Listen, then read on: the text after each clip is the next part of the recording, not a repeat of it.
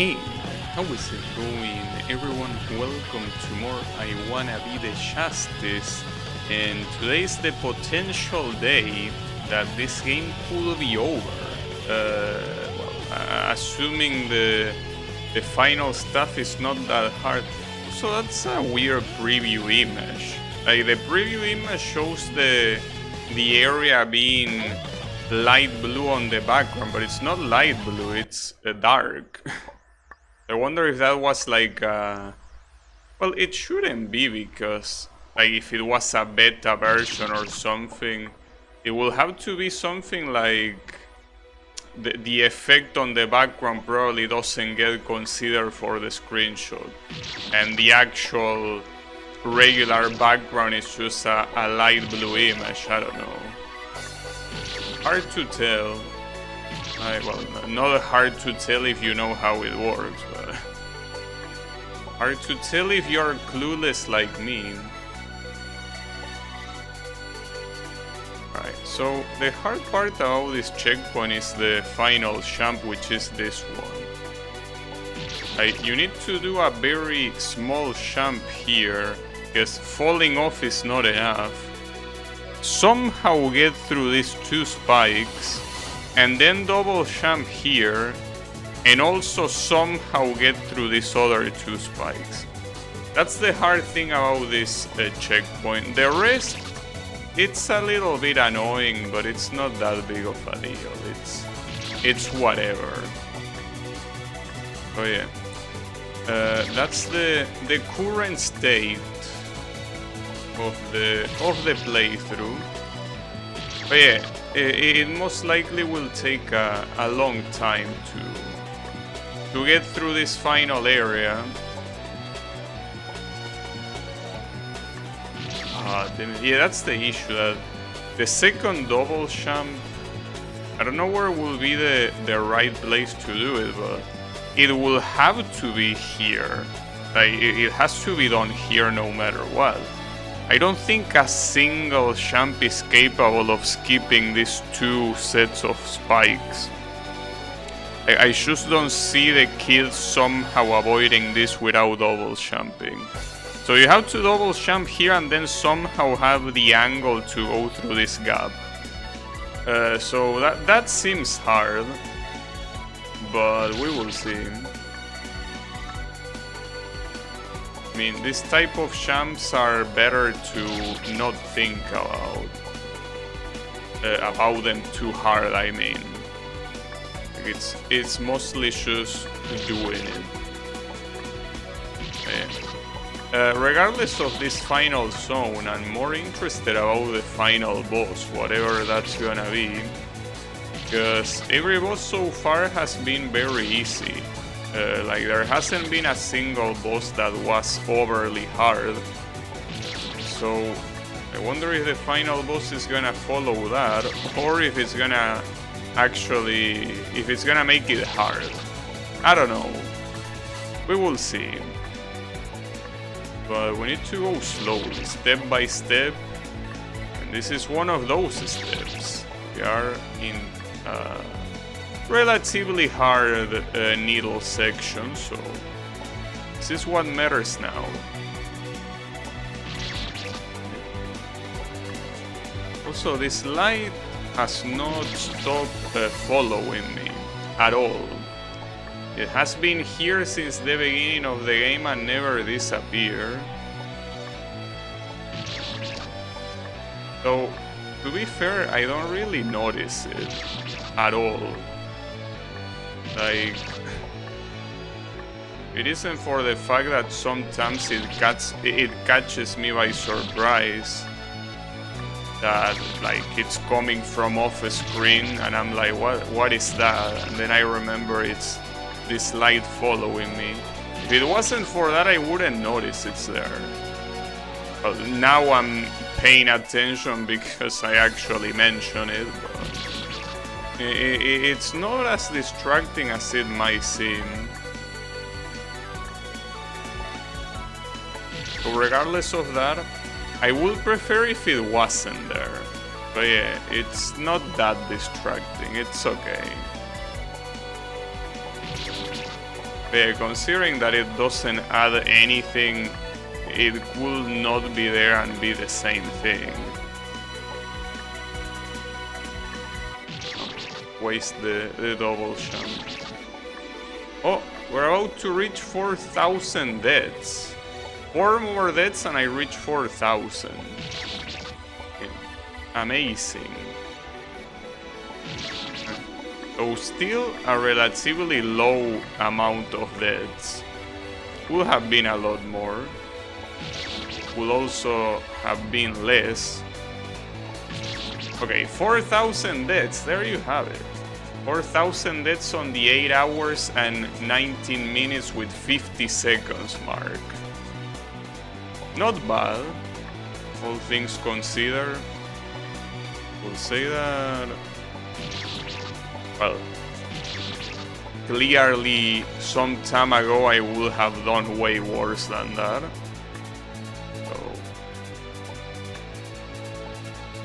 So, with things like this you can very easily see that you're getting better. But yeah, still not close to being good. I'm not in hard needle levels of good. This is still a long way. Well, a long way that I'm not even sure if I'm gonna go through. But yeah.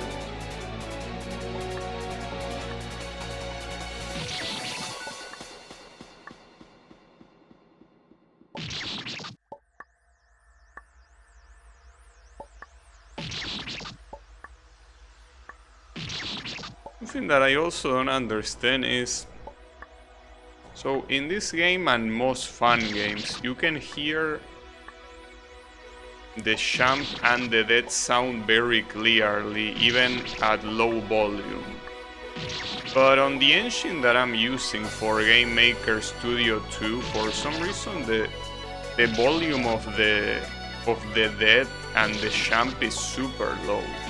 I don't know what's with that. I mean, it shouldn't be like that, but it seems like it is like that. I will either have to download the audio from one of these games or something, or increase the audio manually with Audacity. Yeah, I don't understand why. It doesn't seem to make much sense. Especially like the dead sound, I could understand it being annoying to some people, but I think that the champ sound is important. You don't need it, that's true. I played games with the champ sound being super quiet and it really wasn't a distraction, it wasn't a problem, but I feel like it should at least be there. And if someone doesn't like the champing sound because it's too loud, they can always turn the sound effects down. Well, I mean, that will turn every sound effect down. But I mean, most games... Well, it depends on which game. It's a very high budget adventure game, it most likely has a lot more sounds than just the champ sound. But most fun games usually only have 3 sounds, which are champ, shooting, and dying.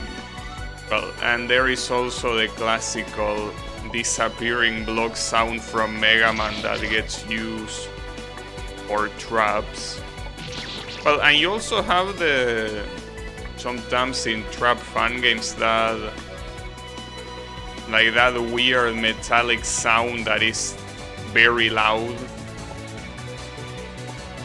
that happens when a trap triggers.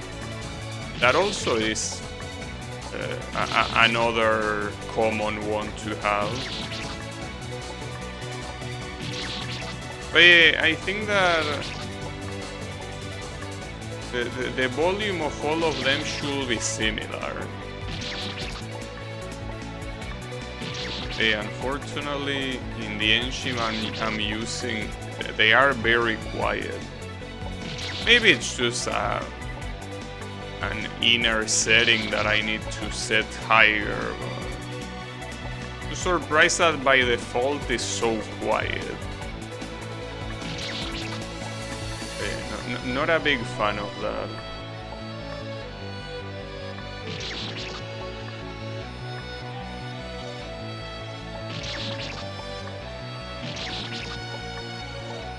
Every engine is a different world.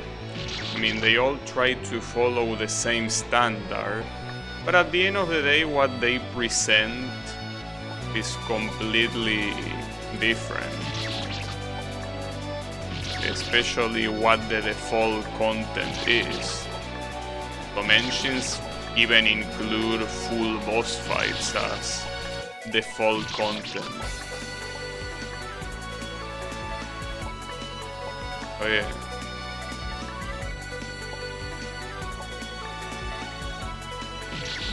It's just that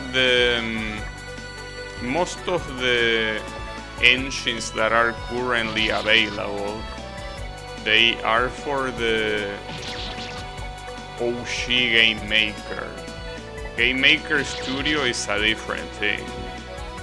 I mean, it's the same concept in the sense that it's a program to make games, but it works completely differently on the inner side. So engines that work with the original Game Maker don't really work that well when you try to use them in Studio. So some of them I think you can convert them, but I tried converting one of them and the result was very weird. Didn't work that well.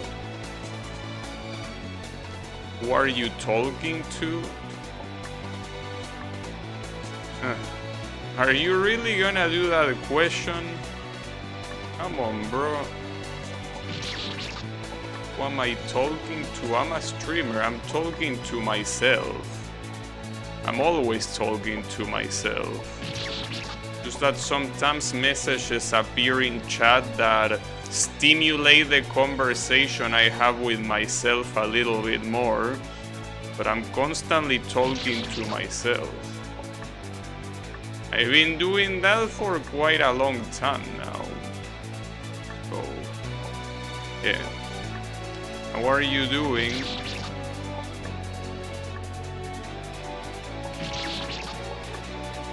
I mean, at this point, I'm way more than used to,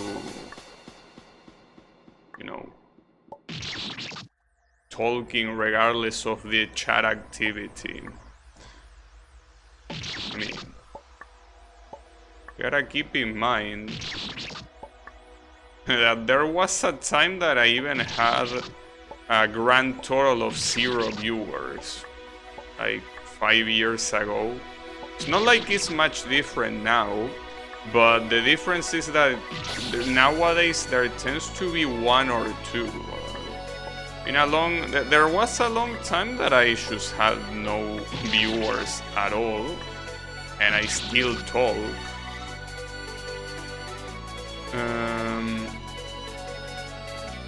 No, I don't want to use the original, the non-Game Maker Studio Game Maker. Because Game Maker Studio is fantastic. It will be a downgrade to use Game Maker 8. Game Maker Studio is just fantastic, at least for fun games. Maybe if you want to make something else, it's not very good, but for I Wanna Be the Guy fan games is absolutely fantastic. So, I mean, you can probably say the same about the original Game Maker, but yeah. I seen the UI of the OG Game Maker. It's not bad, it's just that Game Maker Studio is superior in every single way. So I wouldn't really downgrade. It seems like a bad idea. I mean, after all, the only thing you need is an engine that uses standard physics, and I already have that.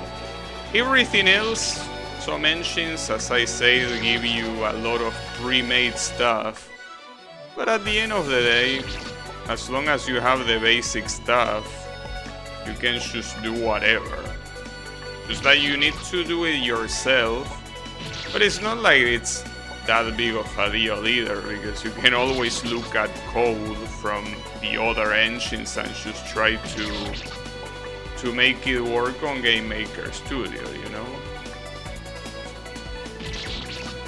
So I personally will keep working with Game Maker Studio. It just works very well. And it's as simple as just using Steam. But yeah, it's just very nice. And it has something that I mentioned the other day. Maybe the OG Game Maker also has it, but it's something that IDEs, or at least the IDEs that I use for programming in my shop, don't have, which is a duplicate option. I don't understand how something so simple is not a standard yet, but the Game Maker Studio has it. In fact, it's because of Game Maker Studio that made me think, wait, this is so good. Why do my UIs for work don't have this? Because it's such a basic thing and it's so useful.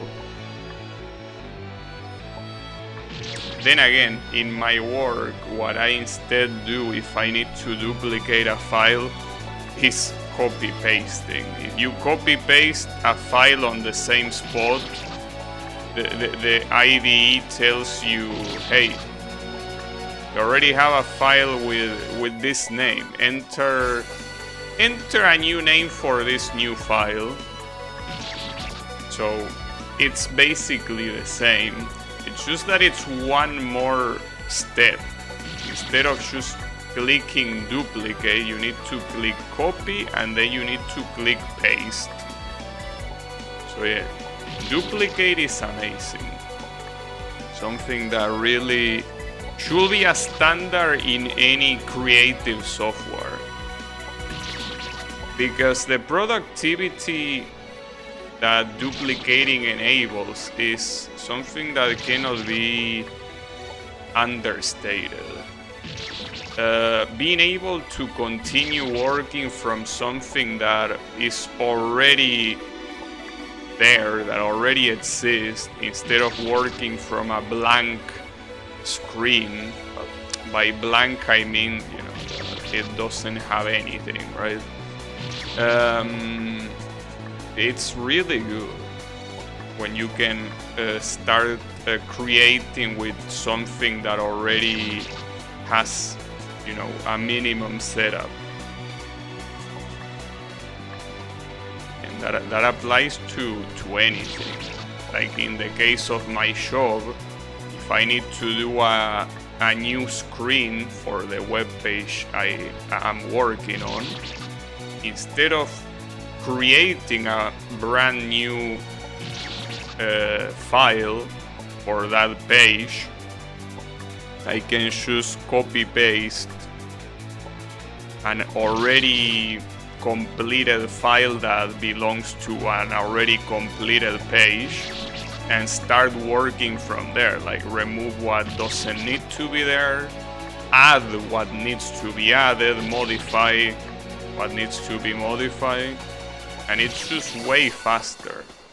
Obviously you have to be conscious about it.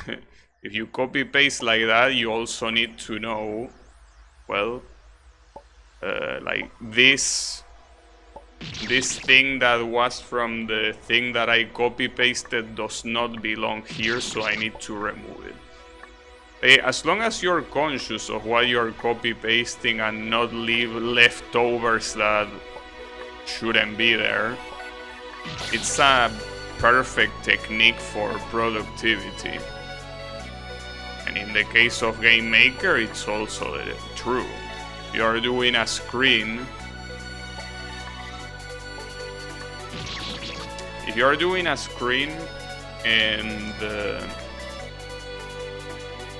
you know, you need to do another one, instead of creating a room from scratch, well, I guess the right word is room. So if you go from one room to the other, instead of putting create new room and needing to manually set the background and manually set the tile set, manually set all the layers of objects like, you know, killer instances, collisions, saves, instead of doing that, you just duplicate a room and that's it. You remove all the things that is not gonna be there, but like the background is most likely gonna be the same. If it's not, it's just a matter of changing it and that's it. Like the layers are most likely gonna be the same ones, and all of the other logic like the height, width is the same. You know, everything else works exactly the same, so duplicating enhances the productivity like tenfold. So it's very important.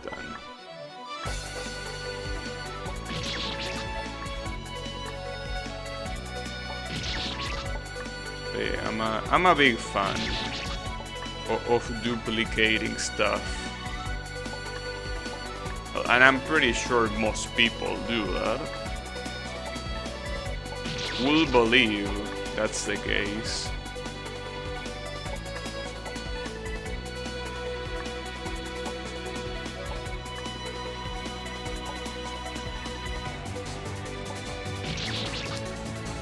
Unfortunately, this final champ is gonna be so hard.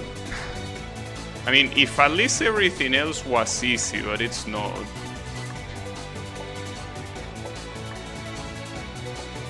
And that's what happens when you have a hard final champ in a checkpoint. It makes the whole checkpoint way harder. Because every time you want to retry that one hard champ at the end, you need to do everything else every single time. So the amount of attempts you can dedicate is very reduced. In fact, if that last champ was the first champ of the checkpoint, it will still take me a long time to beat this. Because it's hard. Like, maybe it doesn't look that hard, and maybe for some people it's not hard, but this thing is fucked up. Technically, you can also fall straight from the diagonal and somehow go in between this gap and double jump here, but that's harder. Like, falling at that speed, it's definitely harder. It's faster if you are good enough, I guess, but yeah. Okay, we're gonna, well, we are already getting stuck here for a very long time. But yeah, we are gonna get stuck for a lot more time, so hey, it's alright. It happens. I guess that this will be the new hardest checkpoint so far. But that this sort of stuff makes sense. The more the game progresses, obviously the hardest checkpoint is gonna change constantly. It is to be expected. But yeah, this is very hard. There's no doubt about it. And interestingly enough, the following checkpoint, unless there's something else off screen, like on the next screen, the next checkpoint looks extremely easy. Though it's also true that it's a WOOS checkpoint, so it's not in hard mode. Which is fucked up, but the thing is that the reason why it's easy is probably because of medium. Well, probably. It is because of that.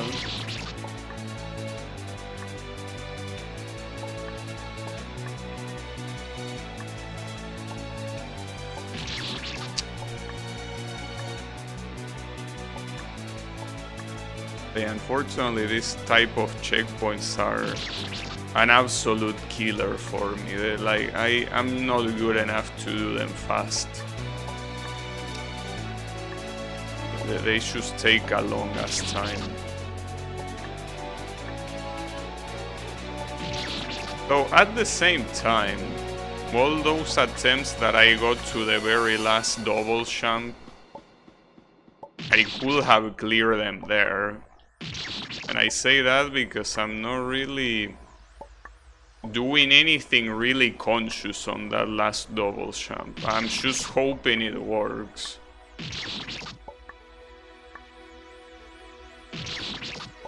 This is quite hard. All I hope is that I don't get stuck the whole stream here. Nice, okay. It won't be the case.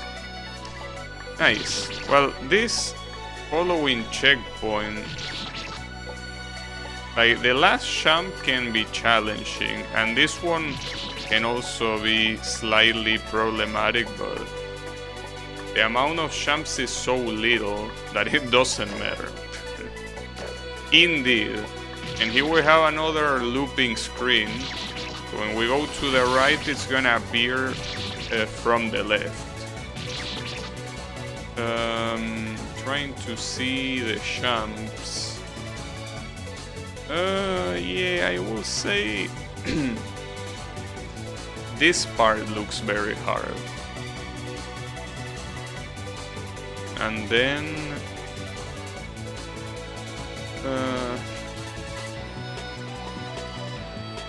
I mean, I guess you can say that everything is more or less challenging, but I think that this part is probably the most challenging one. And it's in this checkpoint. It's this very first checkpoint, so you know. We start with a hard one right away. Keep in mind with how long the sections have been, well, relatively, with how long they have been so far, it's very possible that this one also will be long. Hey, Echo Mask, how is it going? Just here a little bit stuck, but yeah, it's as expected. This is this needle is not easy for me. I got inspired from your streams and beat Justice today. Nice. Congratulations. Yeah, I saw that you were streaming Justice. But yeah, this game gets insanely hard. Yeah, I'm noticing that. So I guess maybe everything that I played so far is gonna be nothing compared to what's about to happen. But as I say some days ago, it's not like I need to play the entirety of this game right away, you know. I can just take a break in the middle. And I mean, it most likely will be today if I see that I don't do enough progress, because not precisely a big fan of getting this stuck, you know. Not a very big fan of that. But yeah, I guess that it is what it is.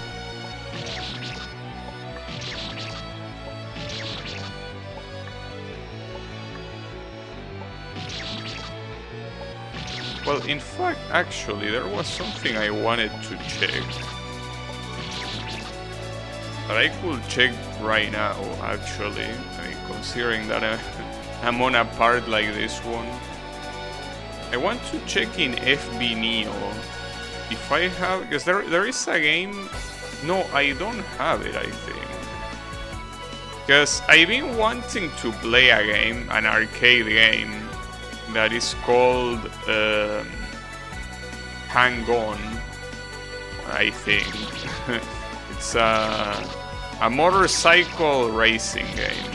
So I want to play that. But I don't have it. I thought I had it, but no. But I mean, shouldn't be hard to emulate. I mean, after all, it's a 2D game. If it was a 3D game, it would be a different story. Because, you know, Mame is particularly bad emulating 3D games.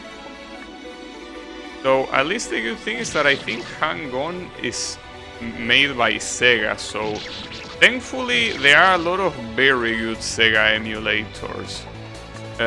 Arcade ones, I mean.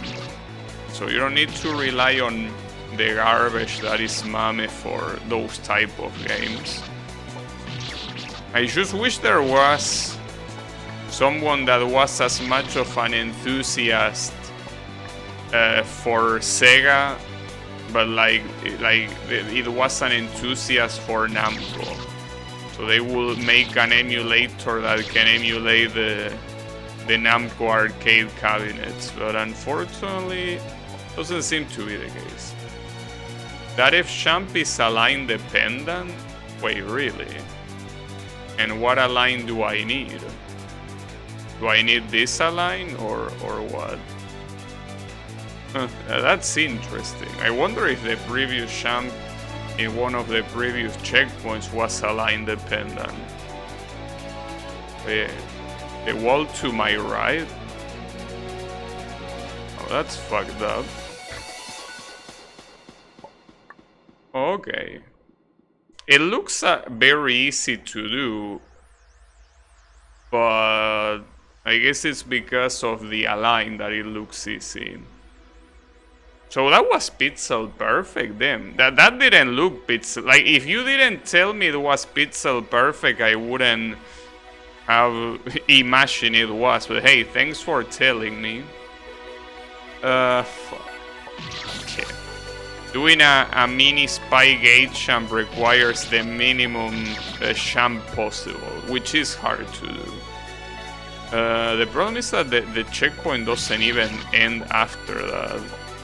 I mean, these champs are not hard, but the choke potential at that point is insane.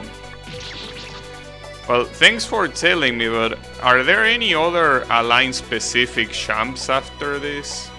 Because I would have never been able to get past this one if you didn't tell me that. I'm a little bit scared now. Damn it. Because the fucked up part is that align, unless it's an align that I'm carrying from somewhere else, it would have been impossible for me to get that align on accident. You know? I would have never thought of hitting the right wall. I see a T-bone, but the align just makes it easier. Okay.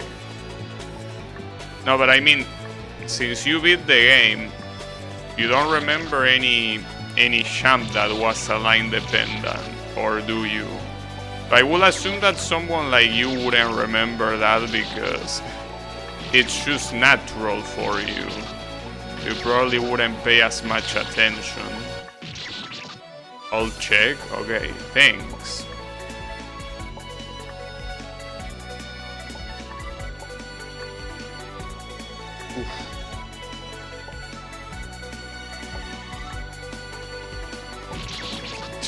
Give me. I feel like, other than that one, the real issue here will be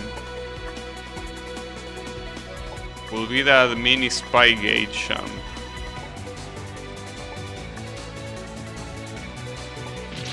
Because aside from doing a very small champ, the issue is that afterwards you need to immediately double champ, because if you don't, you're obviously gonna just fall to the mini spikes. And then you have some fucked up shit all around.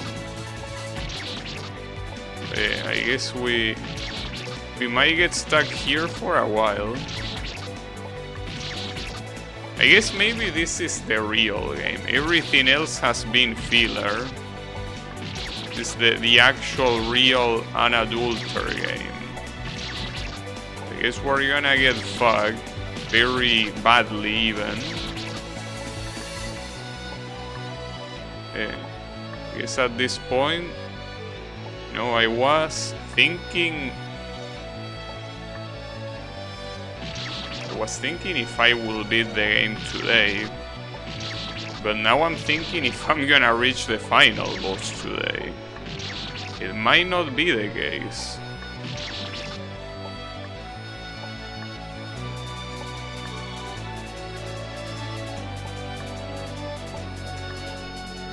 I still have my doubts if this is a line specific, because it's like there were some times that I didn't jump from the edge. Or maybe it didn't look like it and it actually happened.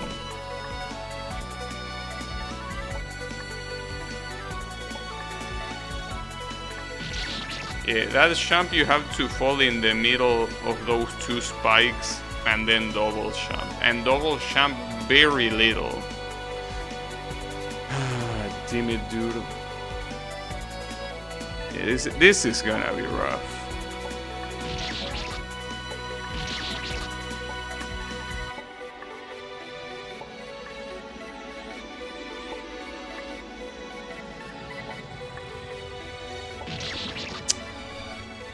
That one time I did a very small jump, but didn't let the kid have enough height to get past the mini spike.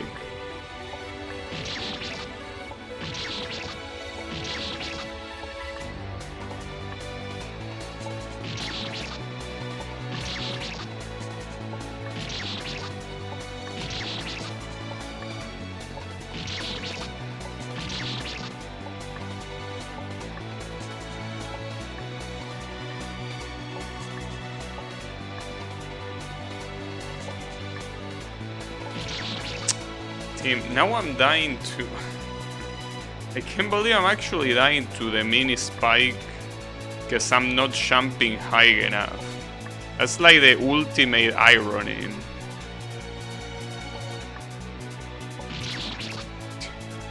It's just very precise. That F jump was the only one then, really? Well, thanks. That's very good to know. Very good to know that I don't need to actually pay attention to that, because I don't know about Alliance. Even though I played a lot of fun games, I never played any fun game that... I mean, I played Not Another Needle game, but I didn't play any fun game that really checks your knowledge of Alliance. Later there are some jumps where it's just hold left right if you know the walk of a line. Without the walk of, it's very hard. Well, the walk of a line, I more or less know it. But I mean, the problem is that this game doesn't seem to use half, like, or to make it more precise. It doesn't seem to use 16 pixel walls. All of the walls that I've seen so far are 32 pixels. So I personally know that the walk of Mini Spike Align is 16 pixels behind the Mini Spike. But yeah, that is if you have a wall there. Usually in a game like this you don't, because all the walls are 32 pixels. So I don't know what the equivalent will be for 32 pixels, but you know, that's fine. It will be easy to count. But I'm not sure about that.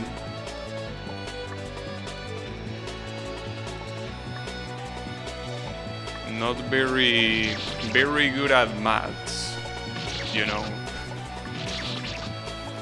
I mean, it's not like it's a complex mathematical operation, but I have to think.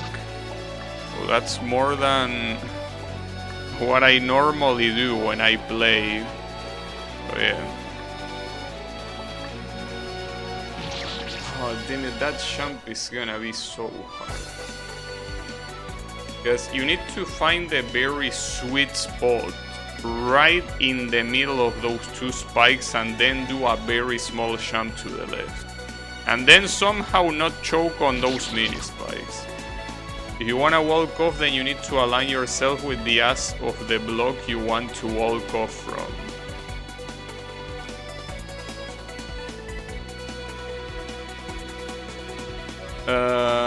So you mean the other side of a 32 pixel block?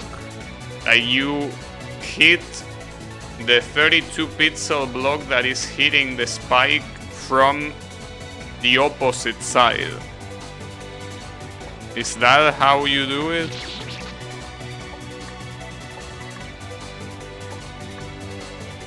Exactly, okay. Thanks. I'm gonna try to remember though. Because it's one of those things that is hard to remember. Simply because there are so many of these aligned tricks that remembering each one of them is not very easy. Though I will assume that the walk of align is probably the most used one. Not because it's mandatory, but because so many fun games have like either a mini spike or a spike hanging from the top of a platform. And obviously you can walk off anytime.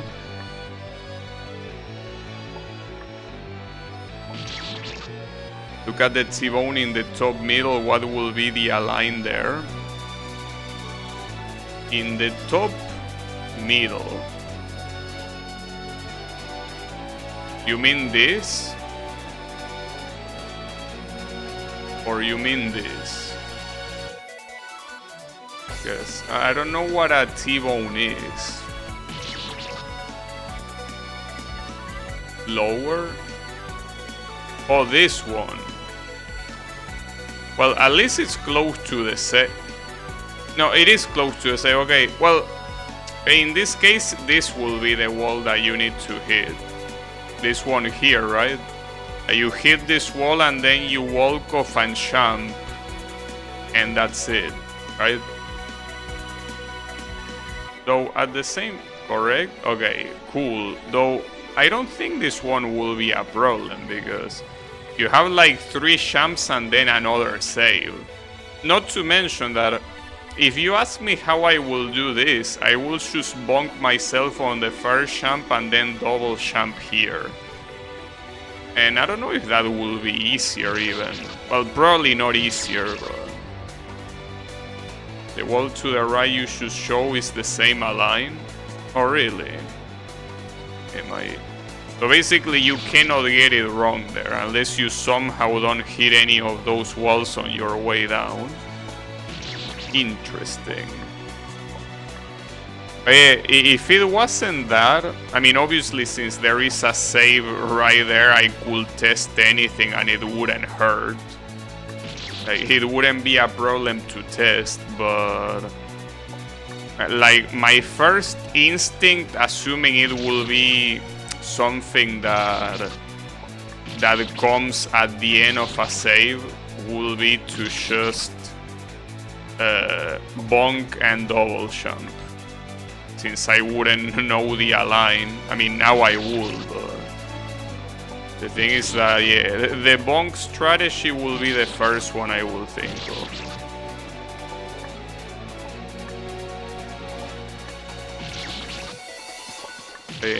It's probably not easier. I don't think I need to worry about that for now. I think that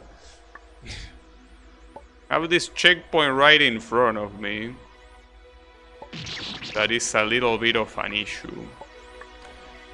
But yeah, it's okay. It happens.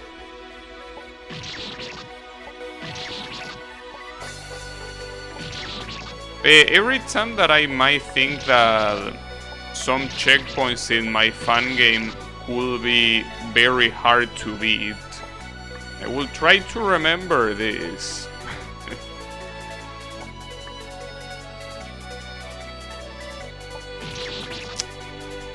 If you're in a 32 pixel column, both walls left and right are always the same align, so you should count columns for alliance. There is 25 columns in every fan game room.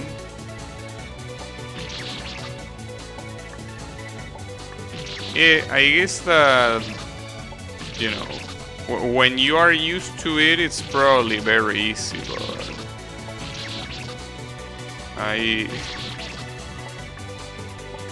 I think that it's something that I will only really incorporate to my knowledge if I play Needle games that actually have align-specific champs, which is something that I'm not willing to do.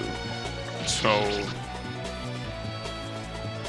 I don't play those type of games, and I don't really plan to either, because, like, for example, this type of checkpoint, even though I prefer this checkpoint to the, from a creative standpoint, I mean, I prefer this checkpoint to basically any other platforming that the game had before this area. This is a little bit too hard for me, unfortunately. Like, I find it a little bit hard to find this type of platforming enjoyable simply because the difficulty is quite high. But at least from a creative standpoint, it's way better than anything that the game has shown up until now, so I guess I cannot complain. But it is true that it is pretty hard, so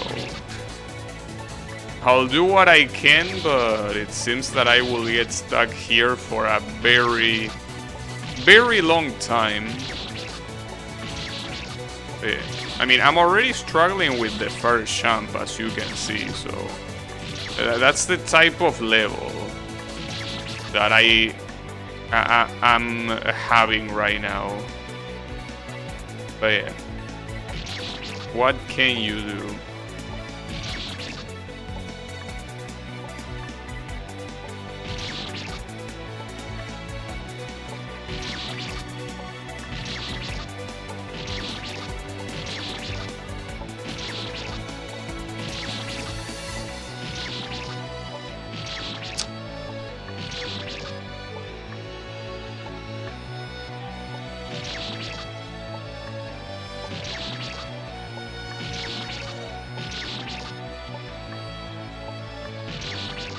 I really wonder what difficulty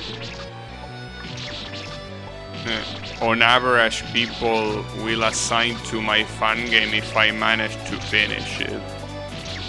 I have a feeling, I mean, that's the thing, since I'm not good at Needle, ironically, since I am doing a Needle game, I feel that maybe I might be exaggerating, but I feel like my game will probably be around 60 points of difficulty. Probably. But yeah, that's because I suck at Needle, so yeah. It's 60 for me. My own game is 60 for me. Yeah, maybe. Well, there is also the fact that as the creator of the game, a lot of saves could potentially be easier because you already know what to do from the get-go. Oh, damn it, dude. That champ is fucked up. That champ is... yeah. I mean, the worst part is that I haven't been close to doing that champ a single time. Should make an extra stage for me. Well, the problem is that you gotta understand that anything that I make, I need to be able to beat it. You know? So if I had to make a hard stage for you, I wouldn't be able to test if it's possible to beat it. So yeah, I don't think that's a good idea. It's all gate champs like this game. Well, if it makes you feel better, there is one screen of my game that I remember that has 2 gate champs. But they are not, well, actually there is only this gate champ here, but yeah, the gate champs are not same level gate champ. They are air gate champs. Like, they are the kind of gate champs that you can go a lot lower and do a full champ. So they are not really the hard type of gate champs. So, but yeah, I do remember that one screen that has 2 gate champs. That I already, when I was doing it, I was like, isn't this a little bit too much? Maybe I shouldn't put 2 gate champs on the same screen, but as I say, they are gate champs that are highly, probably not the right word to use, but highly customizable. You can do it as you please. You want to do a very short champ, you can do it. You want to do a more medium champ, you can do it. You want to do a full champ, you can also do it. So yeah. They are the kind of gate champs that, I mean, they are still annoying because they are gate champs, but should be easier than a conventional one. But yeah. I don't know, what I do know is that I make a very big use of mini spikes. Just like here, almost every screen has mini spikes. So, I don't know if that's a good or a bad thing. But I make a very extensive use of mini spikes. Like, there are some screens that I challenge myself to do it, like, to only use the spikes of a certain shape. Like, for example, I have a screen that I only use the spikes that are like a 4 group of spikes forming a diamond. I'm not talking about a diamond champ, I'm talking about a diamond shape using 4 spikes, right? So I do like, okay, this screen will only have this, and obviously be arranged in different parts of the screen, obviously, but I do the whole platforming using only that. But obviously the platforms can be anywhere, but the spikes have to be only done like that. So that way, it's not only a way to like kind of force myself to be creative with how I place them, but also it's a good way to be able to start doing a screen, because otherwise it's very easy to just stare at your physical screen and not do anything for half an hour. So by telling myself that, I'm like, okay, let's get to work. You could try using 8 x 8 by 8 pixel spikes. No, well, that's also another thing that I kind of restrict myself to. Well, I don't know if you can call it restriction, but my game will only feature spikes and mini spikes as killers. There won't be any other type of killer. Those 8, I say 8 because it's up, right, left, down, a spike and mini spike. Those 8 obstacles are the only type of obstacles there will be in my game. There won't be any cherries, there might be, actually, I still haven't decided. There might be one zone that has, like, you know, images that could kill. By images, I mean, for example, I don't know, just to give a random example, like a crucifix that if you touch it, it kills you. like the typical PNG killer. But I don't know, I'm kinda regretting that idea, but it's still a long time since I reached that section. Like, it will be the second to last section. So most likely not. But yeah. And even if it is, I will probably have to worry about it in summer. I mean, when I say in summer, I mean in my summer. Keep in mind that in less than a month, it's winter here. So yeah, it won't be summer for at least 6 more months. And yeah, that's probably when I will have to worry about that. I mean, hopefully not. Hopefully it's earlier than that, but yeah.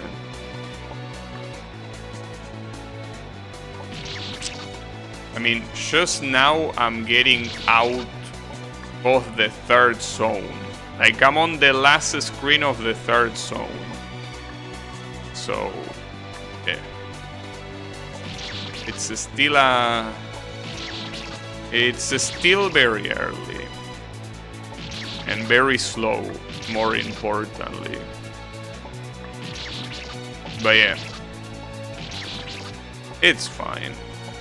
At least it gives me something to be occupied with. Because otherwise that time I usually will use it to like watch random shit on the internet.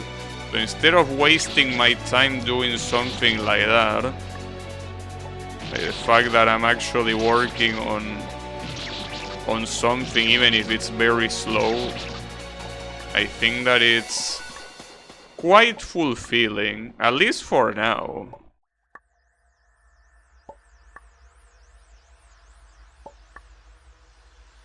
Nice. Wait, hold up. I can still choke.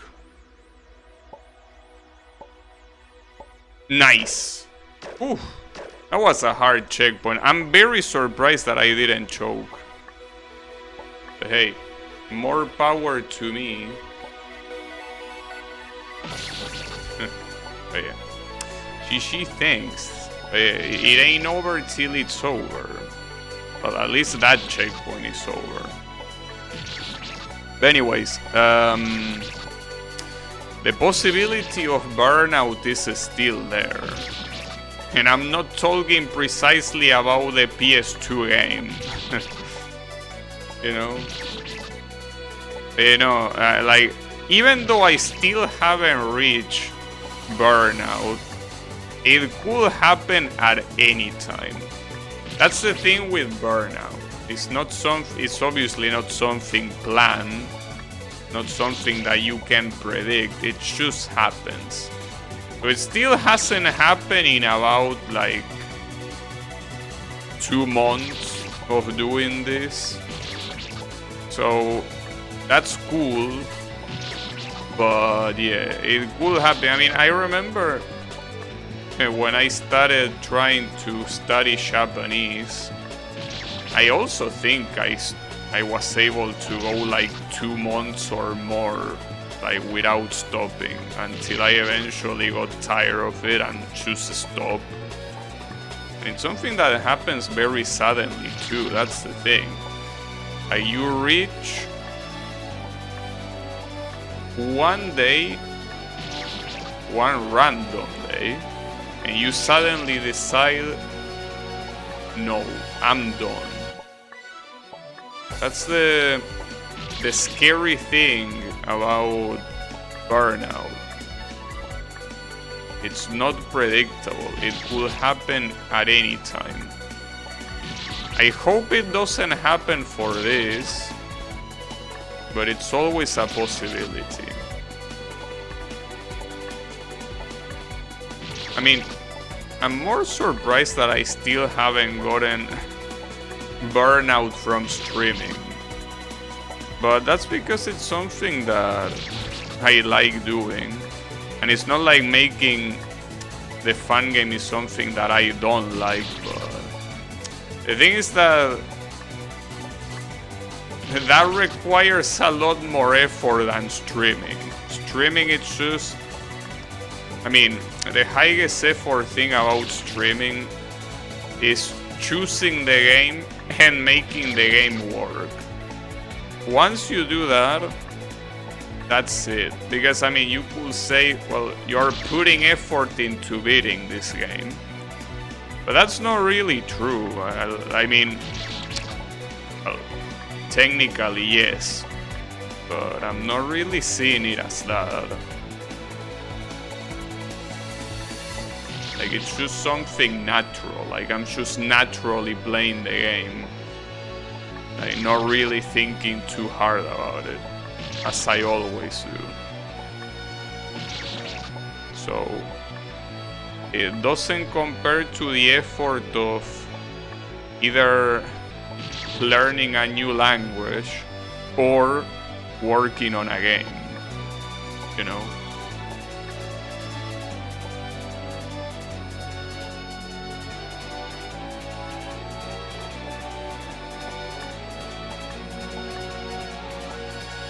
Nice. So this is the T-Bone. I actually want to try the bonk strat. Yeah, that worked.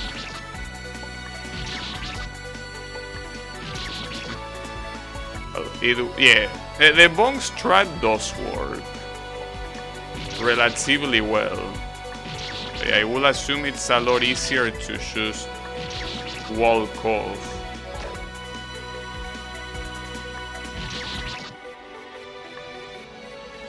Yeah, it is. Thankfully it's the first champ on the checkpoint, so that's cool.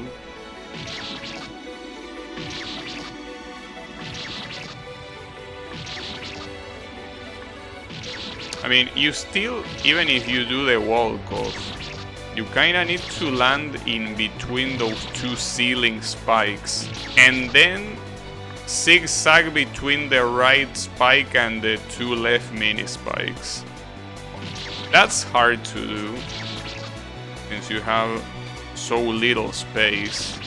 And then this jump, that is the last one, also is not that easy. Because you need a lot of height, but with that proximity between spikes, yeah, it's not very nice.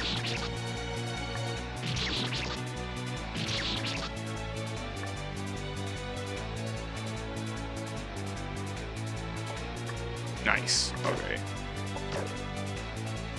Oh, we got a portal. And where does this portal... Uh-oh. Now the background is red. Or orange. Well, actually it looks more orange than red. It's a very intrusive color, I gotta say, though. And it doesn't seem like they are fooling around here. Well, on a first glance, this doesn't look that hard, but I might regret saying that.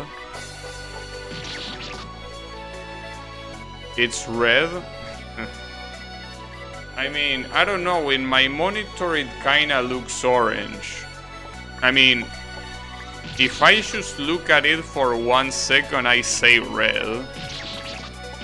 But if I pay a little bit more attention, it has some traces of orange.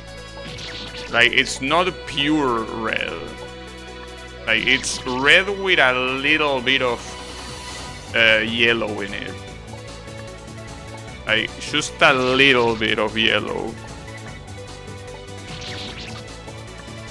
Like, which is what gives it the orange looking color. Hell? Is this hell? It could be worse. I can't believe I couldn't get past this jump yet.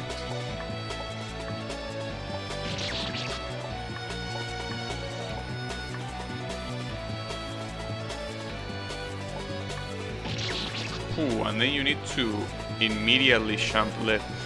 I mean, it doesn't seem that hard to do though. Like after that, you're pretty much into the checkpoint. But yeah, I feel like that's the thing. I think this is one of those cases where you want to do a long game because, you know, long games are cool.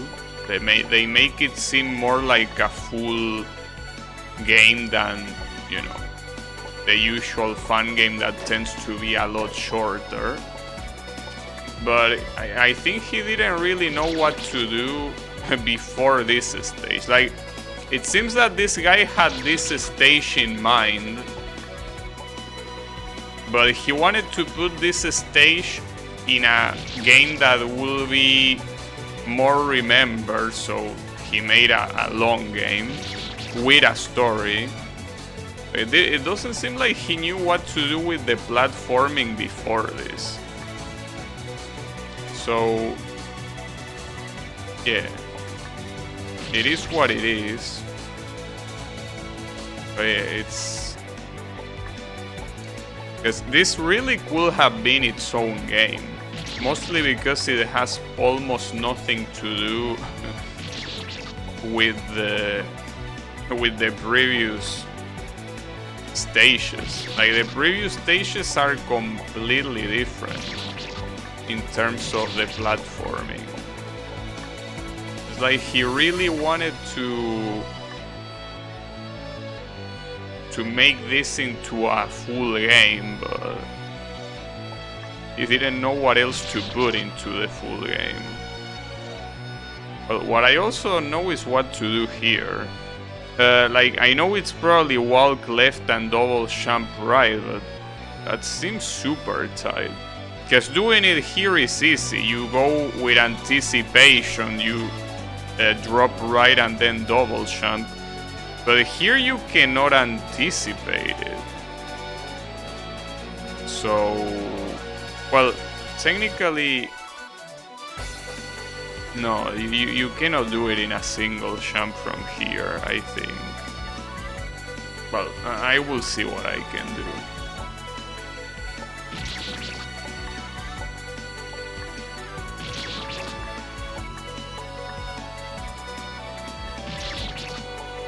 I will see.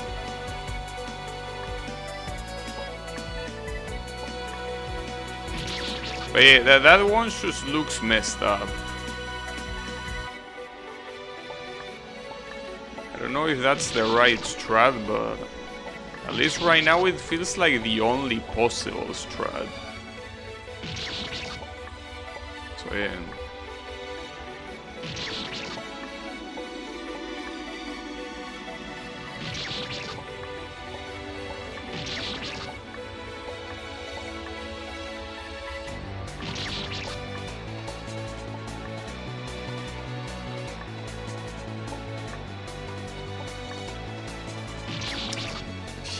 Like, is that possible? Like, I don't think walking left and double jumping right is possible. But what else could I even do there? Like, I'm very confused about this. Maybe I could press the crouching button. That would be nice if it existed. Though maybe instead of walking off, I could jump. But I don't think that will make it that diff. Well, I guess it will make it different, but not by much. Well, I could try that, I guess. Land into the platform, neutral jump into right jump. But yeah, I don't think that's gonna work. I jump off less awkward, really? Wait, when you mean... okay, my bad. You mean jump off, not walk off. Okay. Yeah, that's what I'm thinking. Because, yeah, it seems that walking off is very awkward. Indeed. Yeah, okay. Yeah, that's what I was out to try. Assuming I can get there again. Yeah. Pretty funny because a similar checkpoint to that one, but easier, was considered by the creator as very hard, but apparently here we are no longer considering this jump-off platform as hard, considering that in hard mode you have to go from here to here. Or maybe he does consider it as hard, and that's precisely why he put it at the end, to make this a very hard checkpoint. Probably.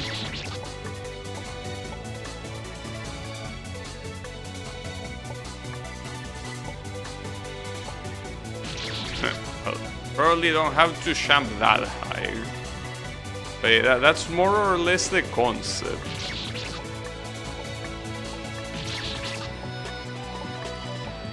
Also, it's pretty funny that I'm looking at the death count, and in a little bit it's gonna reach 5,000. Even when around the beginning of the stream I reached 4,000. So that means that the death counter is exponentially getting bigger. Like, I'm just having casually 1,000 deaths on the 4th stream. Like, on a portion of the 4th stream. But I guess all things considered, it's not that far-fetched. So if there were 3 streams before, those 3 streams also had a relatively similar amount of deaths. It's just that I think here it gives a different illusion, because it makes you feel as if you are not progressing too much, and that's because I am not progressing too much. But obviously the difficulty of the checkpoints is high enough to be the equivalent of like 30 checkpoints on the previous levels, easily. Well, I mean 30 screens, not levels.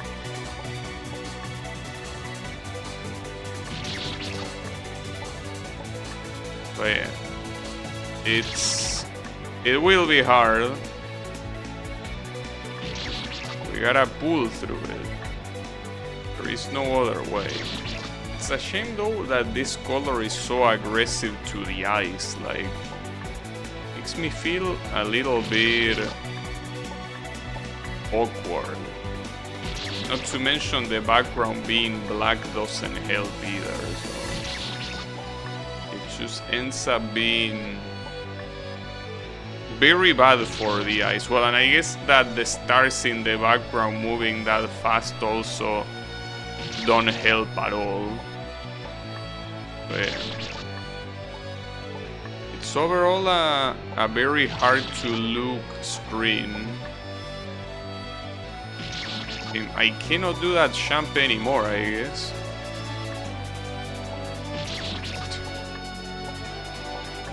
Fuck me. I've been stuck here for a while. By here I mean not just the checkpoint, but like the part before the bottom platform.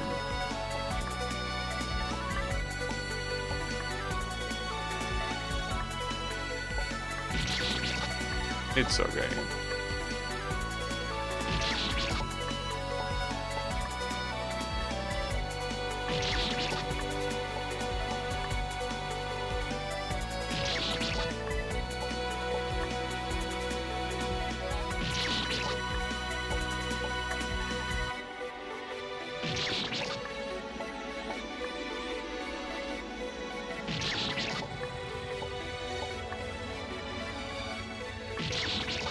I guess something that I can say is that if I don't reach the final boss today, I could just stream something else on the next stream. Because getting stuck in this type of needle for 2 streams in a row doesn't really sound like something I will do, personally. I think that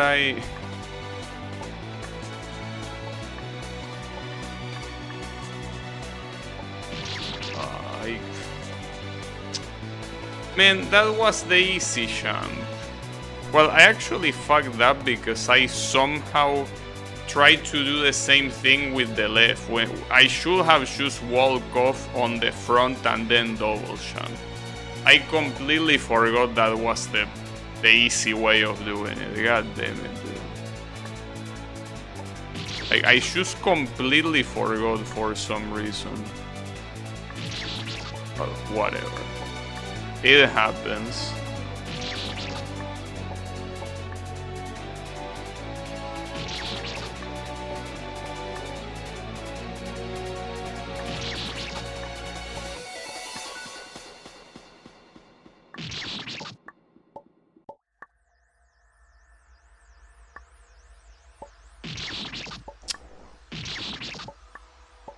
Okay, it's okay.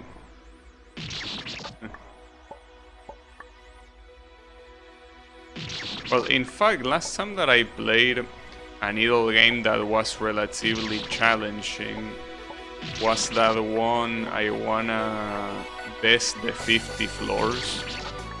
And for that one I actually had to not stream it back to back, because otherwise it will be way too tiresome. Like, needle games are not a show.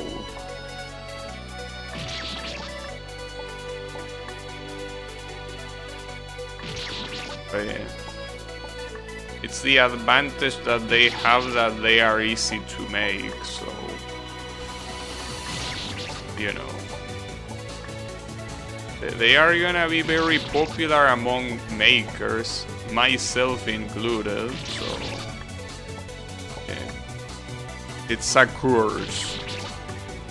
It's the needle course.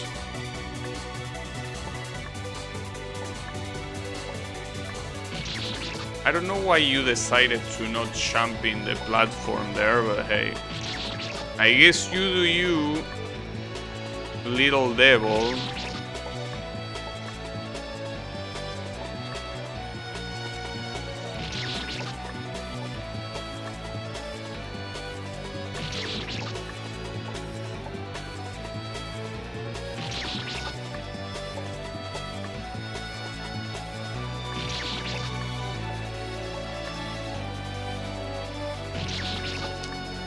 How is that jump so hard? Oh, I did that too fast again, god damn it.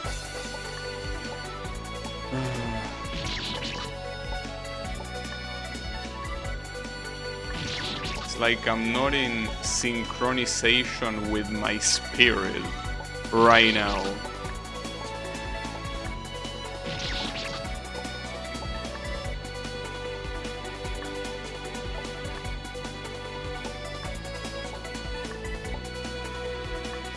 There you go. Okay, now I am. Alright, so here we have... Like, this doesn't look hard at all. But that's the reason why the next checkpoint is a Woos checkpoint. Well, I guess the hard thing here is doing small taps.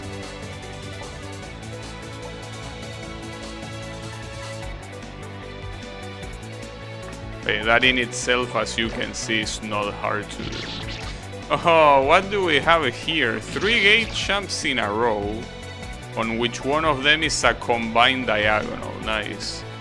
Very, very cool. Just so you don't forget about it. The creator is like, hey, remember that this is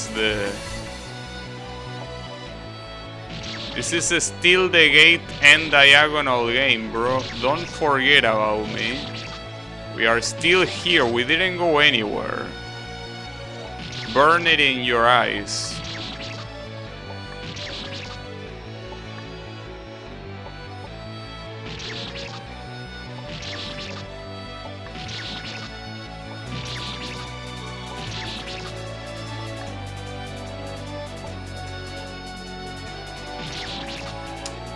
Well, the rest of the checkpoint doesn't look that hard at all. But yeah. Hard to tell.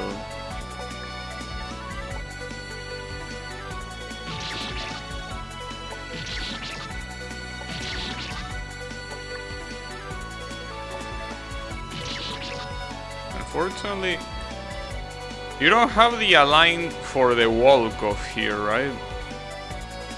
Or... I don't think you do. Well, here I actually will need the align. I mean, technically you can jump here and get through this, but...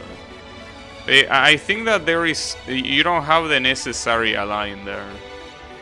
You should get it for the lower one. Well, yeah, it will be nice, but where do I get it? Yes, I don't know which one will be the align there. I mean, I don't see any of the two circumstances you mentioned. You know?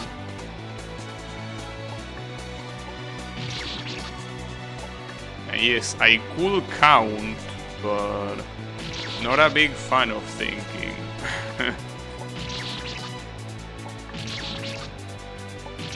As I said. It's the wall to the right after the platforms. You mean this one? But this is only the align for this, which means that I need to really avoid hitting this wall. That's gonna be hard to do. Like, completely avoiding that left wall doesn't seem that easy.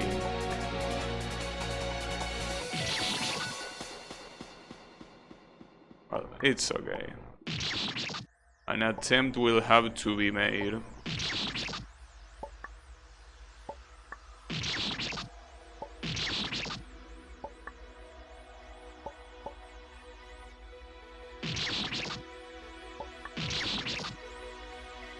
I think it's worth it.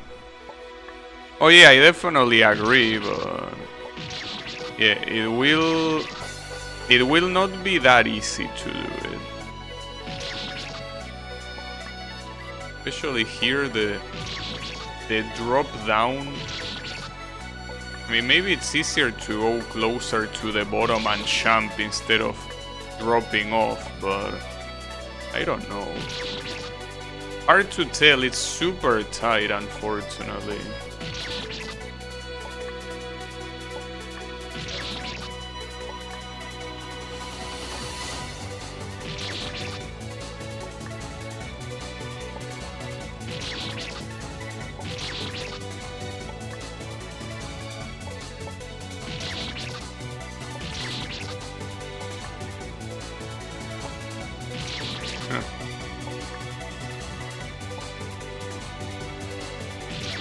I just find it amusing how turbo fucked I'm getting.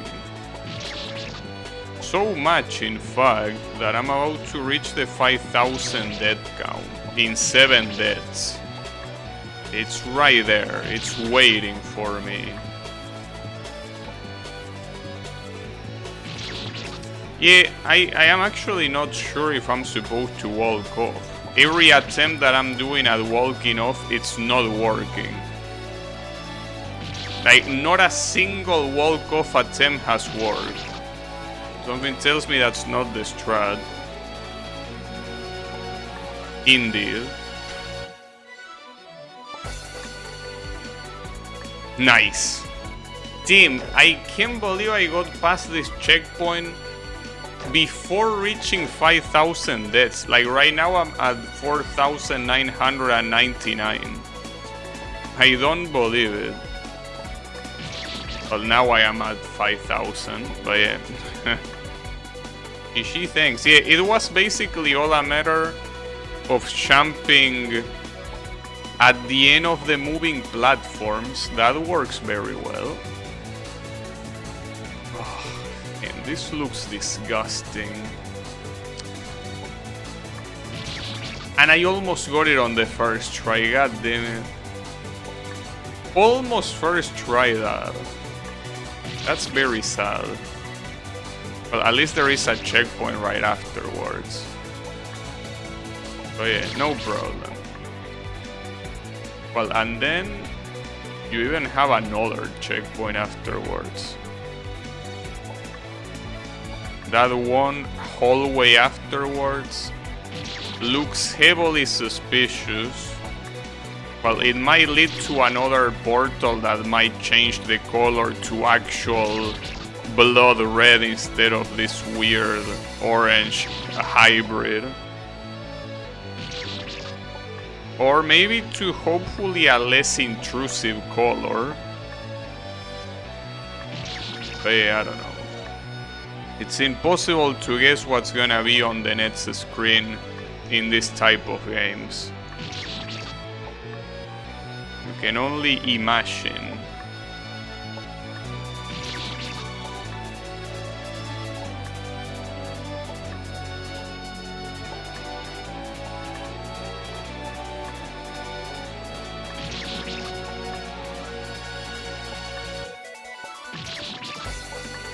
But yeah. It happens. I'm trying to see what the other checkpoint is. This champ looks fucked up, but I guess it's one of those that you will do eventually and do it. This is the most fucked up thing, though I also think... Actually, wait, hold up. These are just like 2 champs, essentially. And then you get another checkpoint. Okay, no. I shouldn't worry about that at all. I should worry about this one. This one is clearly harder.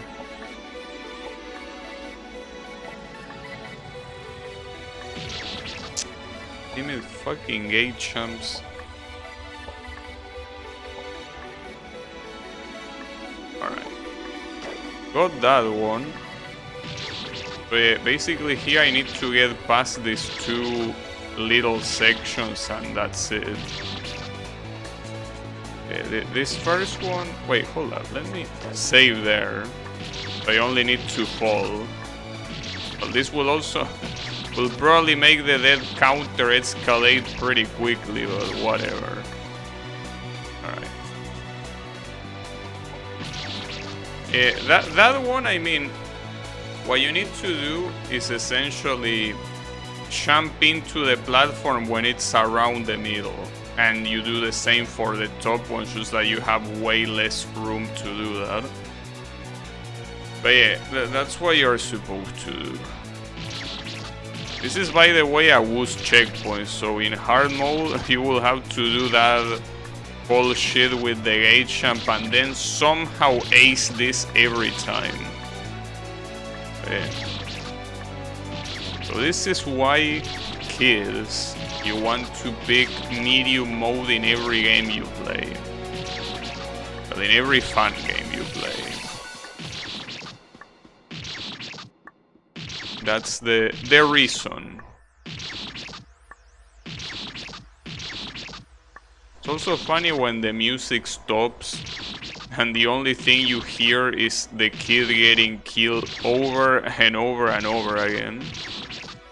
It's almost like you are putting your own music, your own remix.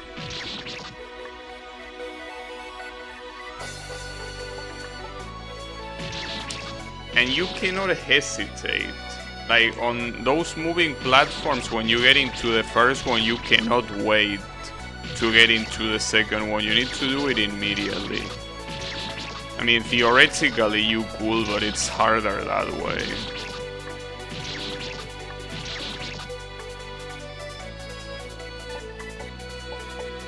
Nice. Okay. And this last checkpoint, at least at first sight, it doesn't look that hard. Like, it looks relatively simple. Like, those 2 diagonals, I guess, could be annoying, but...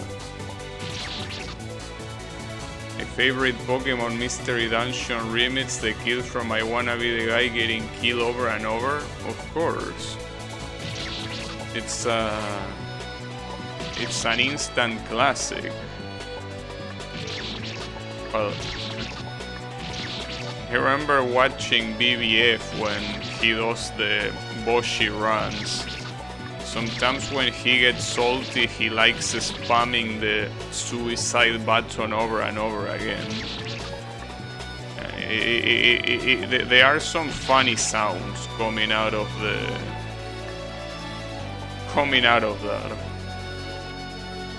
Oh, no trap there, damn. I'm surprised.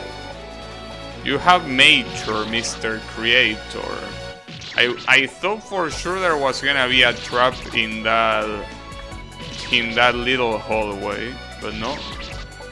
I guess not. You have indeed ascended. So what about that platform? Does it go back? Oh, it loops. Oh yeah, because you can go down because there are two spikes blocking it. Alright.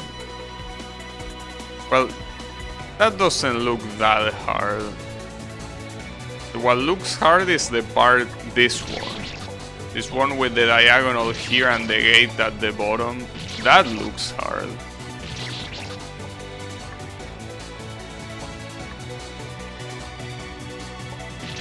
Yeah, but once you, well, and then you get past this diagonal. Once you're into this platform, you could choke very easily, but it doesn't look hard at all.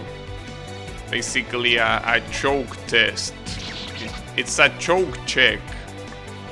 And also another important thing to note is that there are no Woo's checkpoints in this screen. Like, there are 3 saves and not a single one of them is a Woo's checkpoint. Though I'm a little bit afraid of the last one, because the last one happens exactly before the next screen. So that's gonna be a pain in the ass if the next screen is more needle. So I don't want to switch the screen every time that I want to do needle. Like, that's especially bad with relatively precise needle like this one.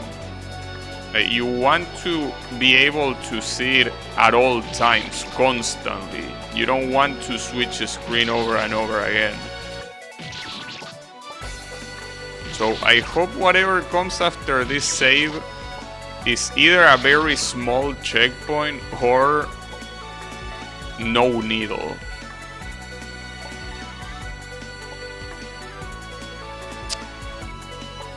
Nice.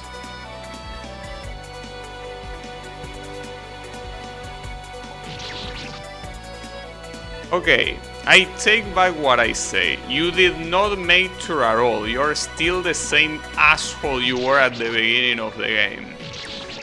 Fuck you, Carnival. I hope you choke on an ice cream. Well, not choke to death, but just choke. You need to spit it out.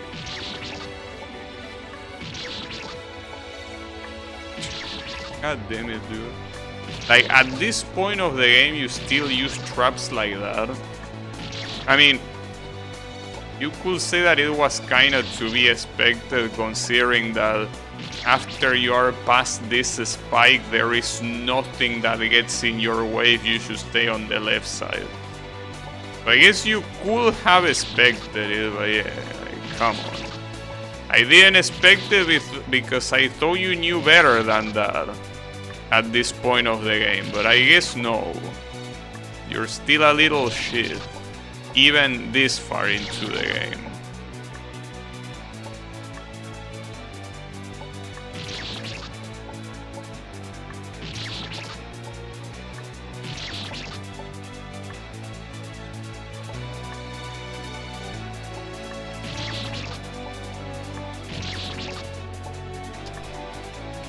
And with how much it took me to get there. Because I did this on the first try, but I don't know if I can do that on the first, well, on like the second try. That's not an easy jump. Well, none of these are easy jumps, really.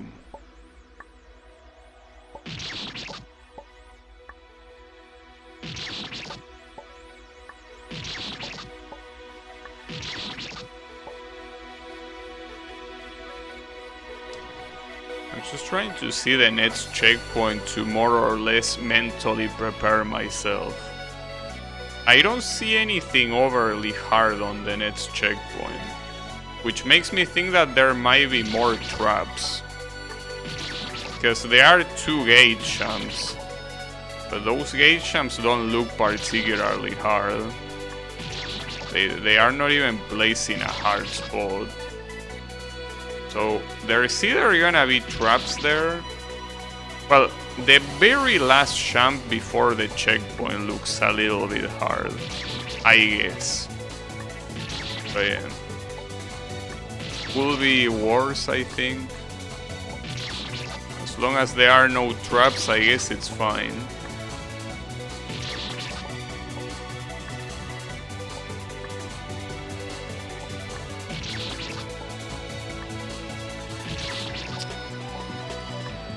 Man, I'm already at 5,200 deaths, dude. It was so little ago that I say that I reached 5,000 deaths. Just the way it is.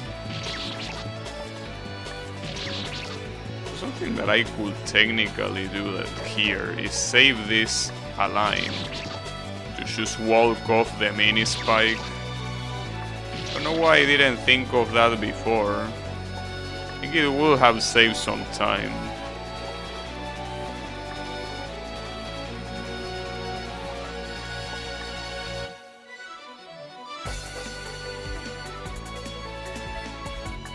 Alright, eat shit. So this last one, as I say, it doesn't look hard except for the final jump, which makes me think there's gonna be a trap. Or multiple. Exactly as I told you. I mean, there wasn't a trap, but I mean the last jump is the hard one. Everything else is simple. I mean, simple compared to all this stage. Okay, we got another portal. So what color is it gonna be now? We already got purple, this orange thing. Well, maybe it is gonna be blood red or yellow. No, it's green. Lime green at that. Oh, and we have a gimmick this late into the game, but yeah, this is kinda hurting my eyes. Especially because it's such a sudden change from a very dark color to a very bright color. And in fact, I say that it's lime green. This is probably not even lime green. This is just regular green. But the problem is that since my eyes were so used to the red before, it's kind of like it's trying to mix them up. Here is the part everyone knows from Camellia 3. I didn't know that this game was used by Camellia 3. Or by any Camellia for that matter. It's a visual challenge. At this point, I'm trying not to get my eyes completely melt. But yeah, it's okay. I mean, I will consider this stream a victory if I can reach the final boss today. If I can do that, it will be a victory in my eyes. Well, and obviously if I can also beat the final boss, it will be a supreme victory.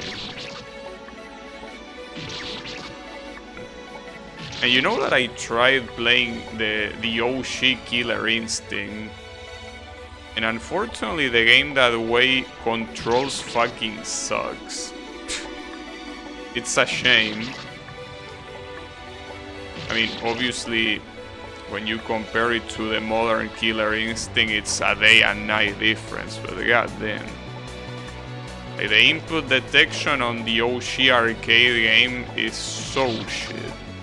Even, like, because you might think Well, yeah, all arcade games back there, all arcade fighting games had hard inputs, but no, like compare it to anything else, like Street Fighter, Mortal Kombat, King of Fighters, it's even worse than all of them combined. So yeah. Speaking of the final boss, Camellia 3 also used that? Oh, okay. Well, I will say pretty cool that means that I have another Camellia 3 game down, but I'm not gonna play Camellia 3 ever, so I don't know what's the point of that. Well, actually, as I said before, I will be willing to play Camellia 3 if it is co-op with someone. Same with Camellia 2. I know that natively they are not co-op, but I've been told that there is a plugin to make it co-op, so that's something I will be willing to do. I will not be willing to play it for myself. There is no way. Neither of them. So yeah. Obviously, when I say play co-op, I mean having the other player carry me, obviously. In case there was any doubt. But yeah. Well, just like it happened with I Wanna Be the co-op. He also got carried by Draenor in that game. But yeah, that's cool.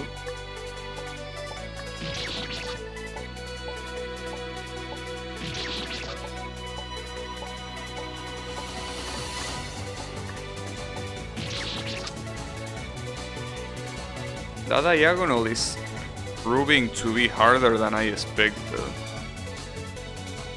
And then the next checkpoint...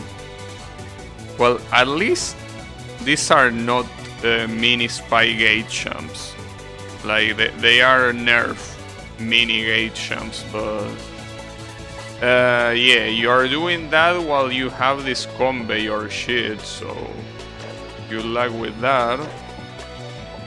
Well, and at the beginning you have 2 actual gate champs, so yeah.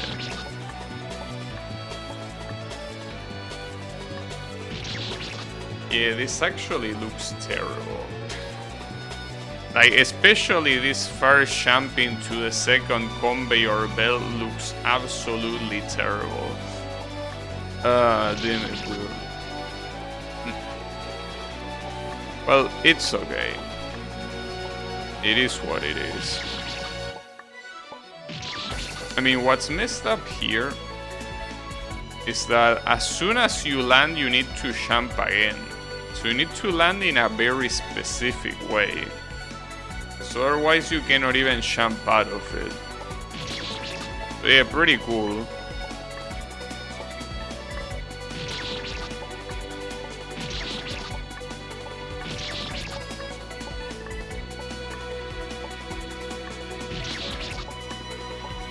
But yeah, the more I play this, the more convinced I am that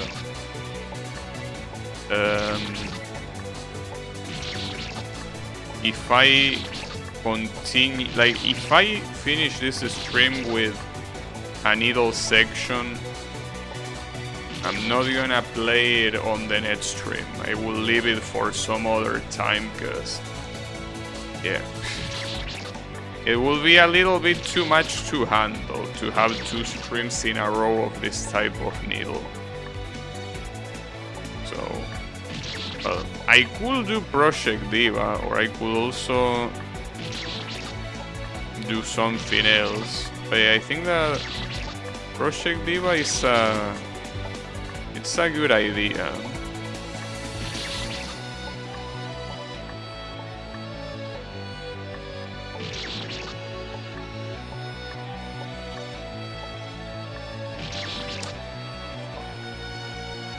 Twitch just notified me that this is an emote that I have now.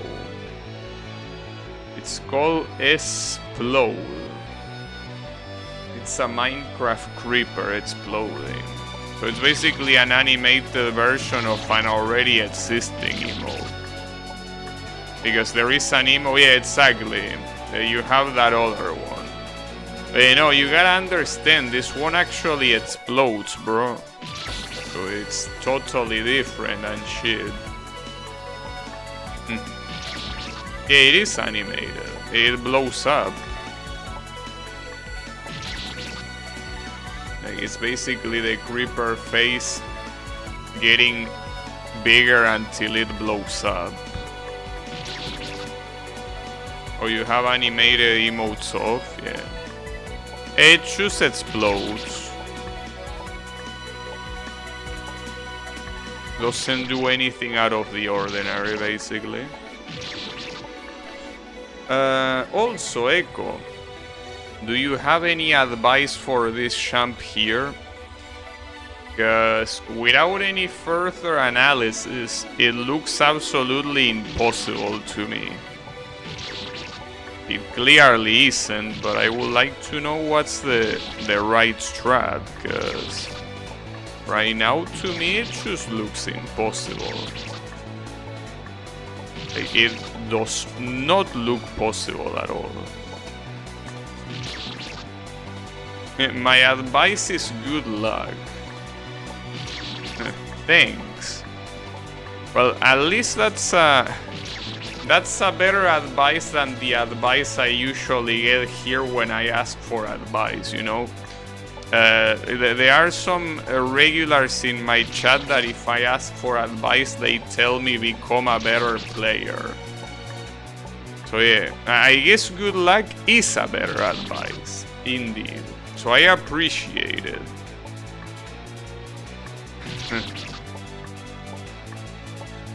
But yeah, a classic. I basically here, unless I have people like you in chat, I cannot ask for advice in chat because that's basically ask to get flame. I just cannot ask chat for advice unless there is an specialist like you.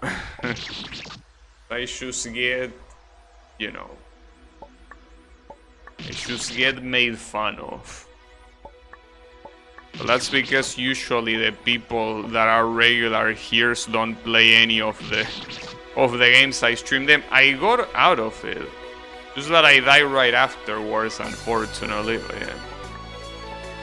That's the magical thing about my stream. My regular viewers don't like the games I play. It's pretty funny. But yeah. It's very cool. Though, to be fair, most of my regular viewers came from Touhou, and I don't really play Touhou anymore. So it's understandable. I don't want to discourage anyone from playing fun games. Well, it is true that already the people that play fun games is... Well, I wouldn't say that it's small, it's just that I will imagine most people that play fun games are playing on a very small laptop from 2008 and they downloaded it using McDonald's Wi-Fi. So I don't think they are in a position to stream, and even if they were, they probably will just enjoy privacy more. But yeah, I guess the real hunt is for people that stream, that play and stream these games. The irony in telling someone to get better at the game when you're an even worse player. You know, but I mean, they do it to rile me up. They do it on purpose. They don't do it genuinely. They don't really mean that. They just do it because they like pissing me off. Well, when I say they, I mean Yami. Yami just really likes pissing me off. He's a sadist, a natural sadist, so he just really likes pissing me off. It's a pastime of his. Well, though to be fair, Draynor sometimes says the same stuff. But yeah, Draynor at least a lot of times should say sorry right afterwards. But yeah, Yami just loves pissing me off. Though lately it's not really doing it. But that's probably because he's busy. Not because he doesn't have the energy to do it. It's because he's using the energy for working. Or, well, doing something else that is not chatting. But yeah.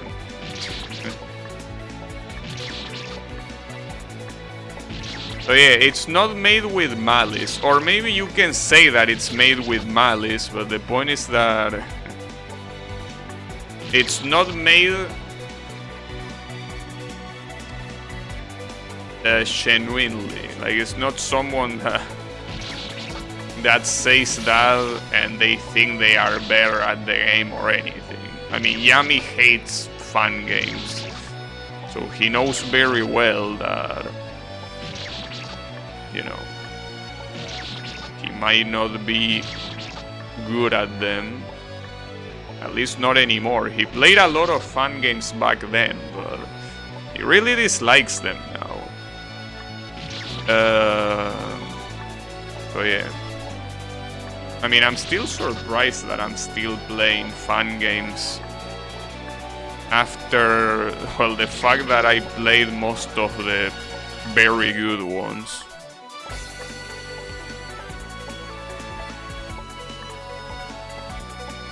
No.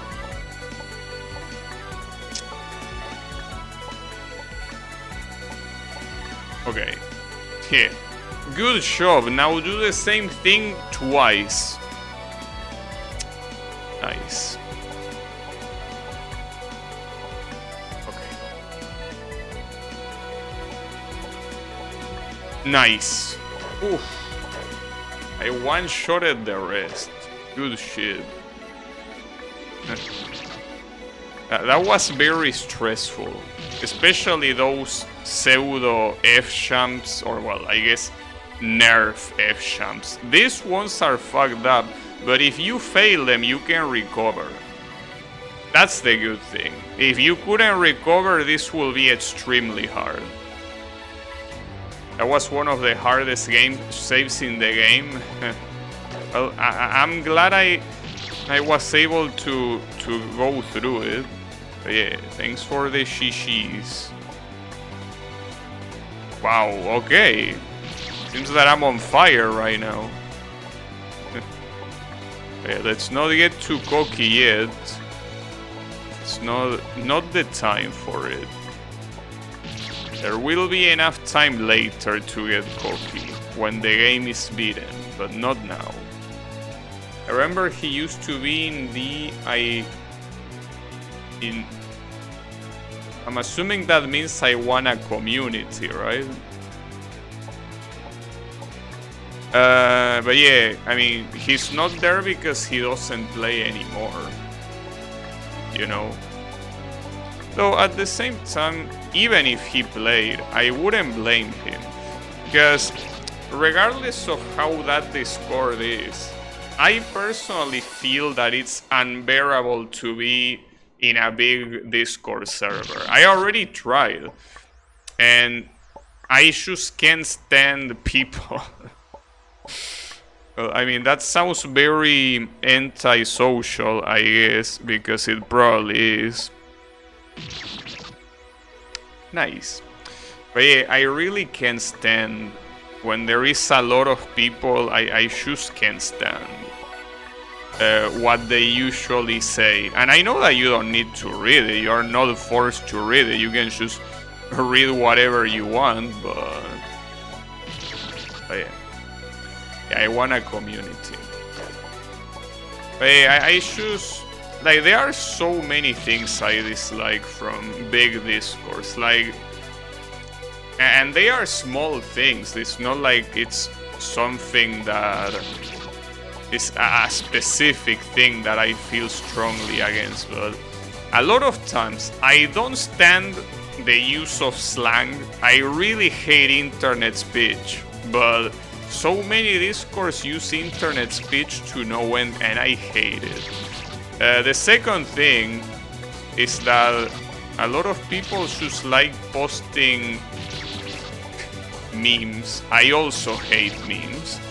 Well, they also posted in my Discord. It's just that I tend to not pay too much attention to them, and obviously my Discord is small, so it's a small amount.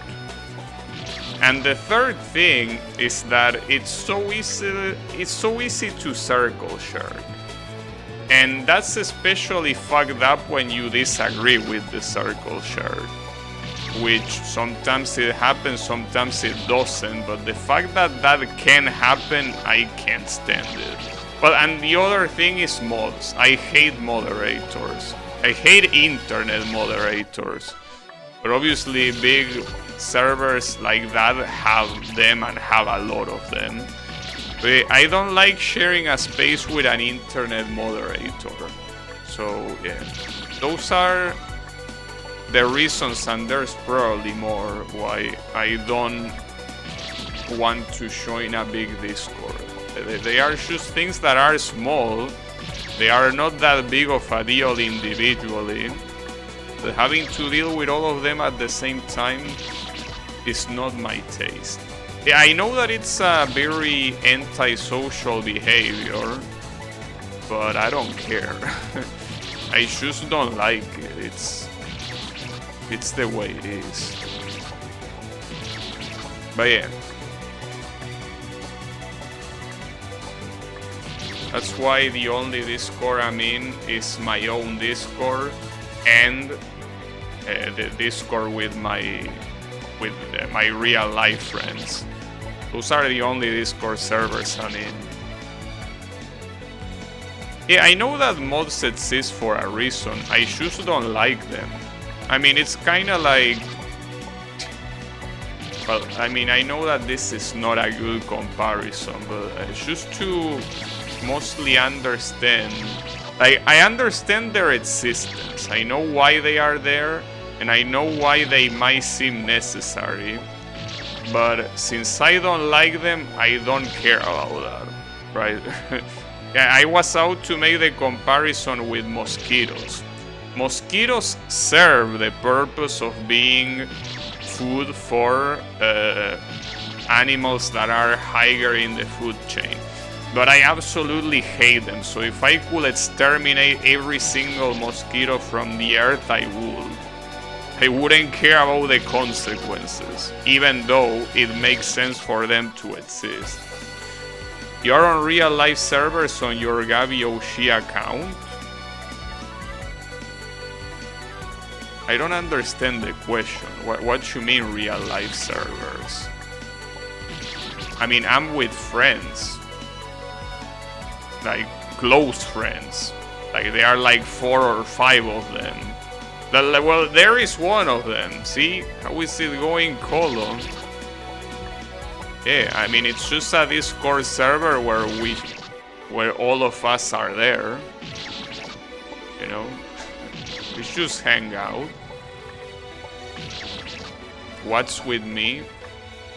No, it's just that Wasabi was asking that I'm on real life servers on my GabiOshi account, and I didn't understand the question. That's what you meant with that other server? Yeah. No, I am in a server for my shop, but that server of my shop, I am with another account. So yeah, you are right, but I don't use the GabiOshi account for that.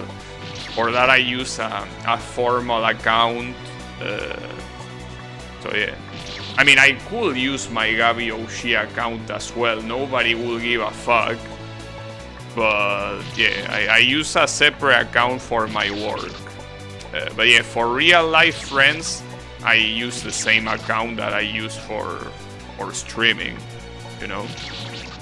I can share some of the topic we usually discuss in case you want to further elaborate. I think that won't be necessary, Mr. Colo. Or, no, it's just not necessary, but also I think it will be detrimental to share such information, so yeah. I think it's better to keep it.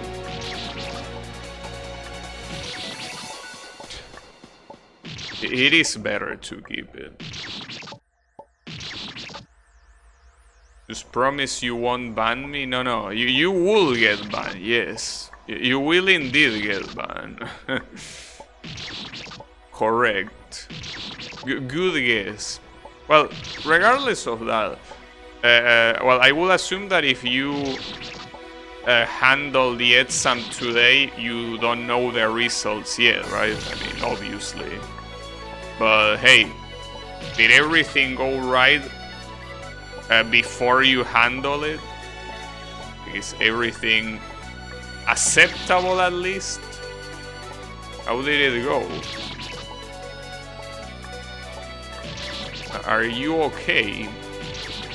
Because yesterday you seemed to be very agitated. That exam I handed in was disrespectful. Well, it's okay. It happens. I mean, it doesn't matter.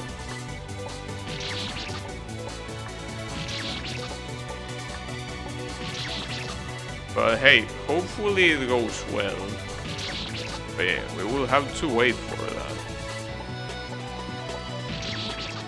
I think I did good, but who knows with this fella? Well, it's also a very common costume to, regardless of how you did in an exam, to downplay it, to not chintz yourself. That's something that I did a lot.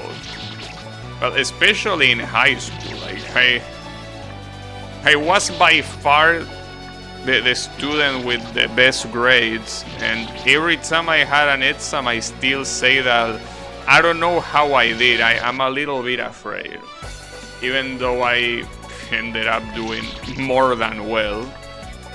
It's that anti-shin system that we have, you know.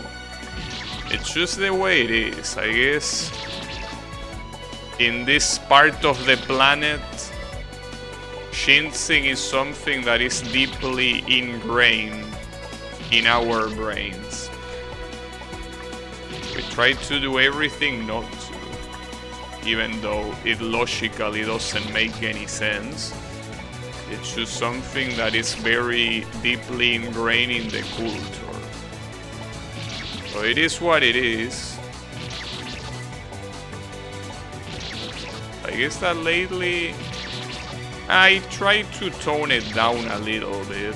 Like I remember, in fact, there are a lot of university exams that I'm like, wait, why would I say that I think I did badly when I clearly probably did better than everyone else? So I kinda stopped doing that years ago. But yeah, it's a common practice.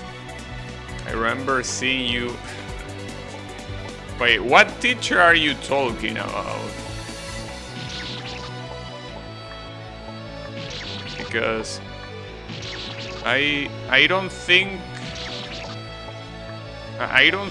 that you might have the right memories.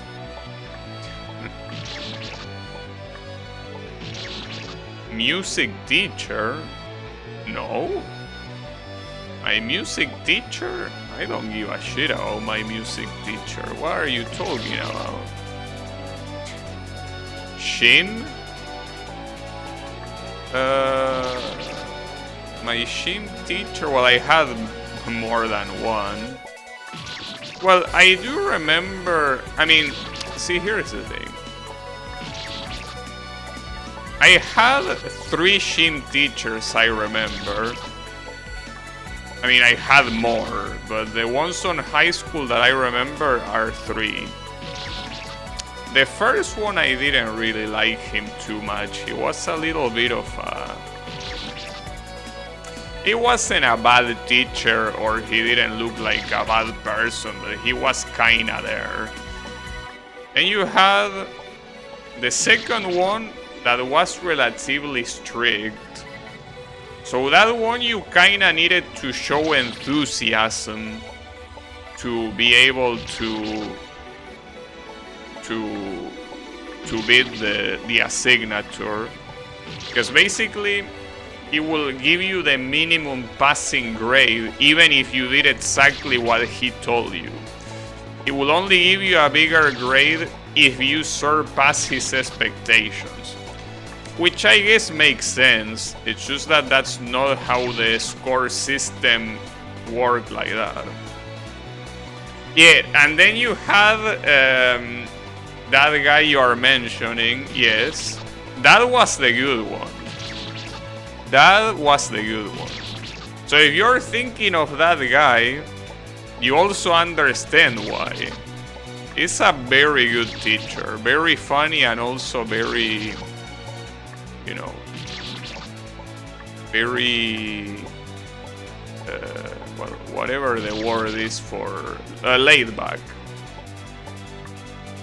I do remember though that the scoring system was a little bit fucked up. Because I remember that to pass the asignature, you needed to score hoops on a basketball thingy. And you had to score a specific amount on a specific amount of time. And if you didn't, you failed. And I almost failed. I'm not very athletic, as you know, but I somehow was able to do it on the first try. Not with the best score, mind you, but with a good enough score to pass. My mother wanted to fuck him in. Well, that's a interesting piece of information. I will assume that from a woman perspective, someone with that charisma is a magnet. See, people with that sort of charisma are not very common.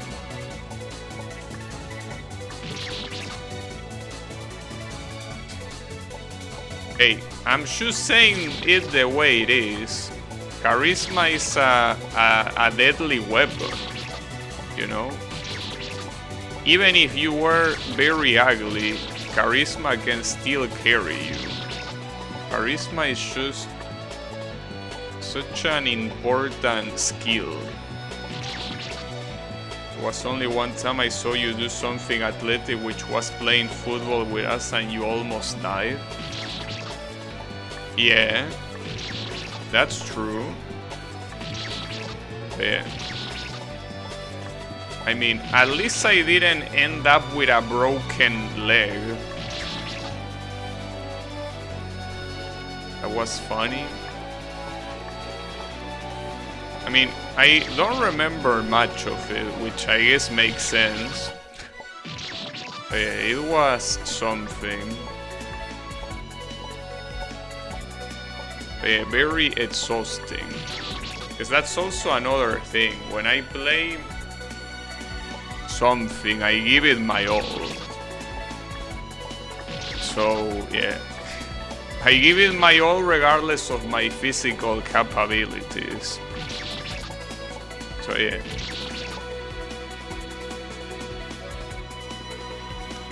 Your sister had to take you back home because you couldn't even breathe. I think that I remember staying there. I don't remember going back home immediately. You know? I remember seeing you guys finish the game. Right? I don't remember going home early. I mean, I remember stopping playing early, but I think I just remember the rest. I was just waiting there. But yeah, I don't remember. It's been like, what, 10 years? 10 years is a very long time, you know? A whole decade. It is a very long time. Tim, why are you comparing me to someone that actually goes out? Come on, bro. That's not a fair comparison.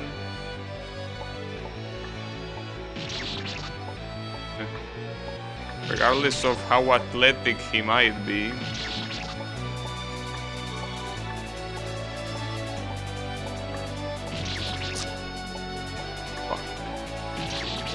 Well, this checkpoint didn't look that hard when I first got here, but the amount of time that I'm wasting in it is saying otherwise. Actually can't tell what you're supposed to do here. I mean, maybe I just need to jump faster in between the platforms. But I don't really get it. It's like you don't have enough time to do anything. Well, it's okay. Well, at least it's only this conveyor belt. What I don't like is that the next checkpoint is a Woods checkpoint, which means that the next screen is another needle screen.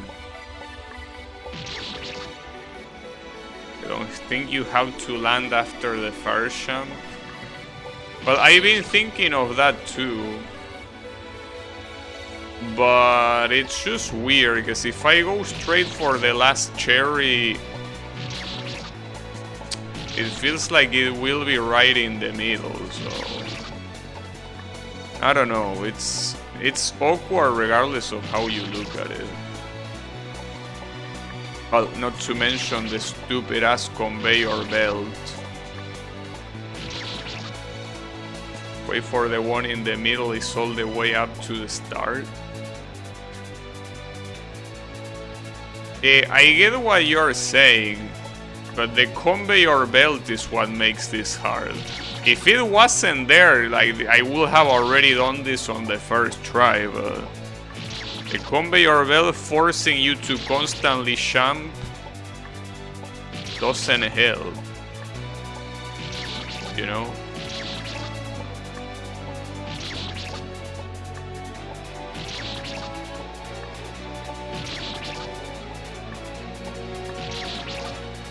Well, not to mention this stupid ass gate jump right before it. That doesn't help either. It is one of those gate jumps that you have to be in the middle of two spikes to do it. But, like, I don't understand. Like, this save didn't look that hard from the outside. In fact, the previous save looked a lot harder, and I did almost in like the second or third attempt, so I don't understand what's happening here. But now I cannot even get past the gate. Pretty cool. God damn it, dude.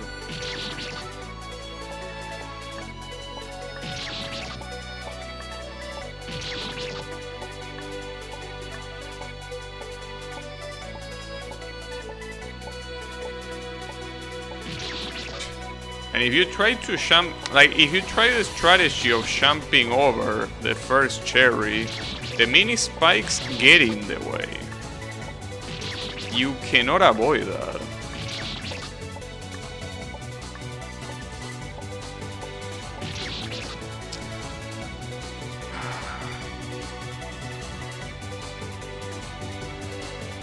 I think the conveyor belt is what makes this even more irritating. So on the other checkpoints, I almost made it. Like, the strategy is clearly just hopping very fast in between the spikes, but you have to be so precise and fast at the same time.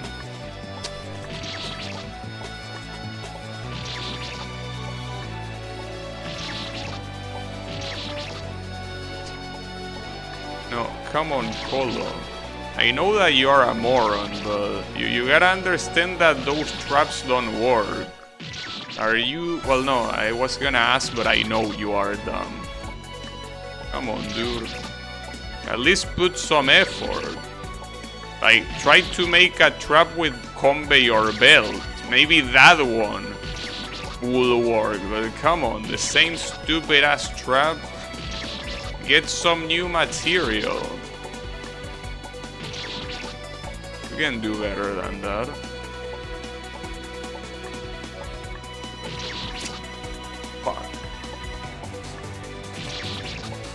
that's as far as I can get. That very last cherry. Don't mess with classics. I mean, you are the one messing with classics. You shouldn't use those classics in vain, and yet you are. You know? You gotta use them at the right moment, and this is not the right moment.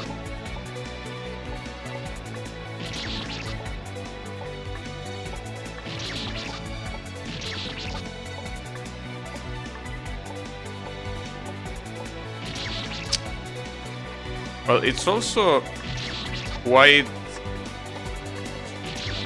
obvious that you need to use a double champ to go in between them, because if you use a single champ, you're gonna end up on a very bad place in the conveyor belt. So you need to... yeah, you need to double champ. Just that double champing also makes you take longer to land on the other platform, which in return makes the cherry more likely to hit you.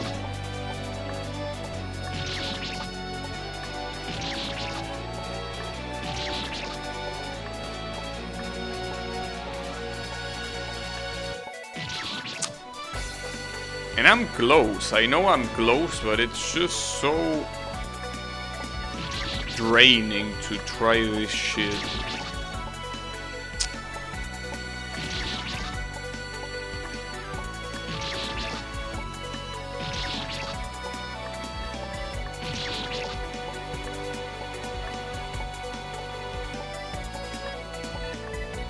Nice. It was the obvious strategy, but just very hard to him. And the conveyor belts, of course, don't stop. And not only they don't stop, but also they are getting worse. This checkpoint looks like absolute shit. What's even the path here? You go here into this, then down, you get the checkpoint here, and then the only good thing about this is that there are no moving obstacles, but there are two bad things. Well, the obvious one is that it's full of shit, but also that the checkpoint is on a different screen.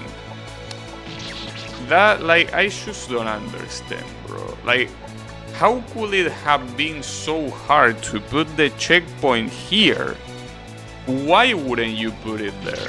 Like, you have no reason to not put it there. Instead, you have to switch the screen every time. Damn, this looks awful.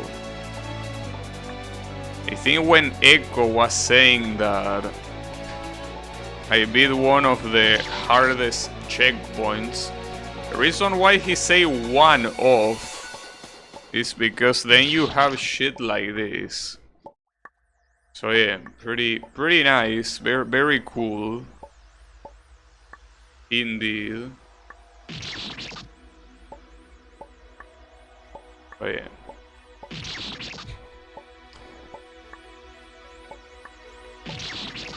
And with this one, I don't even know which one will be harder.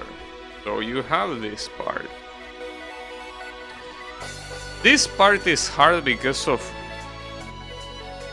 like the claustrophobia effect in all this section. Oh, I didn't even pay attention to this.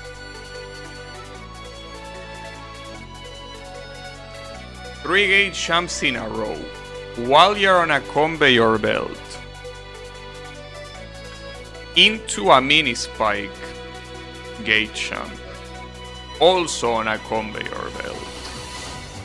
Everything else looks more or less simple, but having this shit and this shit here, well, okay, that's fine. Surely this is the last screen in the game before the final boss, right? Surely after this we have to stop worrying about Needle, right? Without a doubt. I mean, it kinda looks that way. But I think that that's just hopeful, or sorry, wishful thinking. But yeah, good luck with that.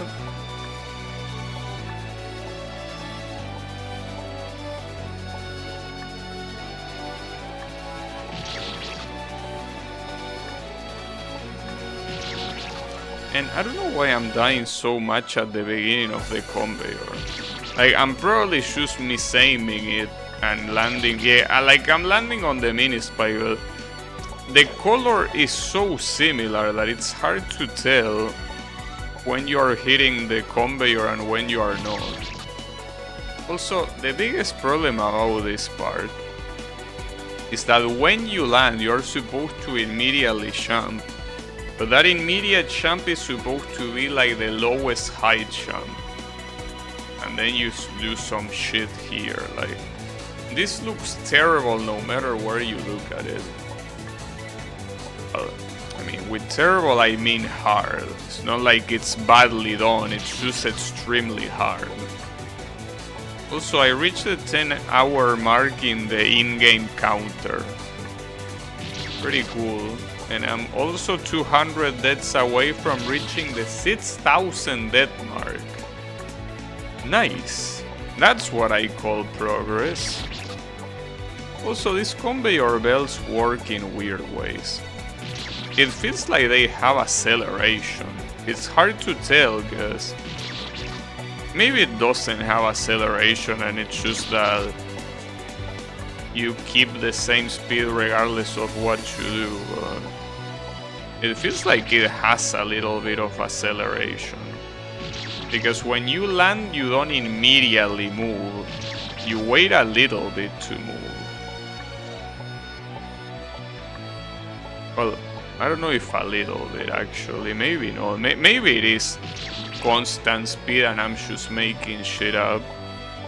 Probably. Most likely.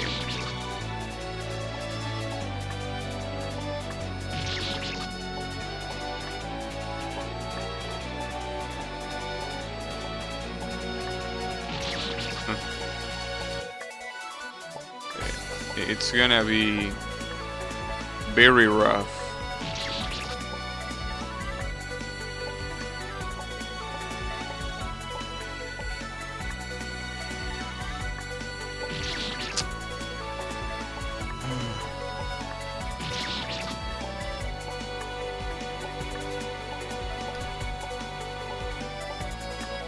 Well, I already say though, if I cannot reach the final boss today, it will have to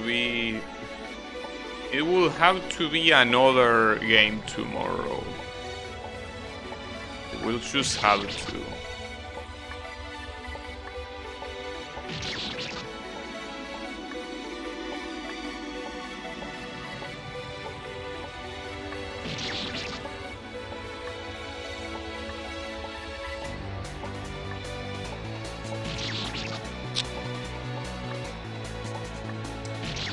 The worst part is that I feel that when this stream is over, I'm gonna close my eyes and I'm gonna see green.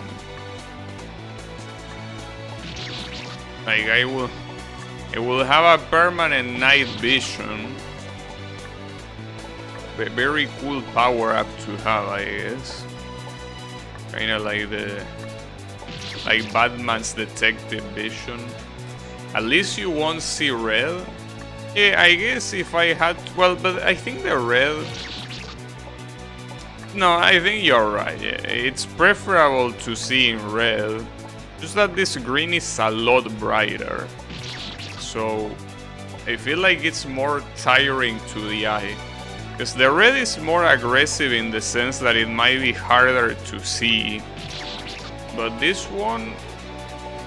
I guess the aggressiveness comes from how bright it is. It's very, very bright.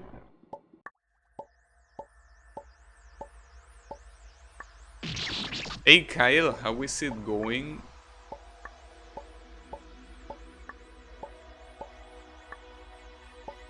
Is that the old mic? What are you talking about? This is the mic that I always use. I'm using the exact same mic that I've been using for like 2 years. I hear you a bit different. Well, there's something I can check, but I don't think there's any difference. I will check just in case, though. No, this is the same.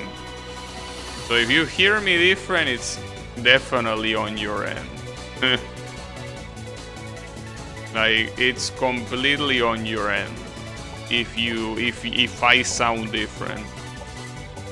It's not only you're the only one that pointed it out, but also I didn't change anything. So you might have changed something in your audio configuration. I don't know what, but I know I didn't change anything. So yeah.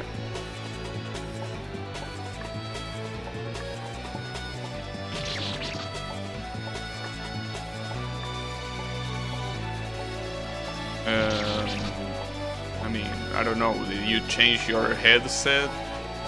Or maybe the port? Different internet? Well, yes.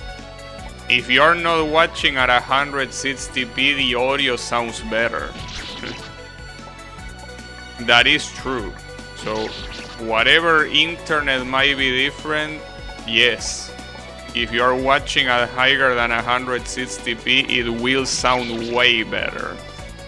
And I know that you watch at 160p, so, you know,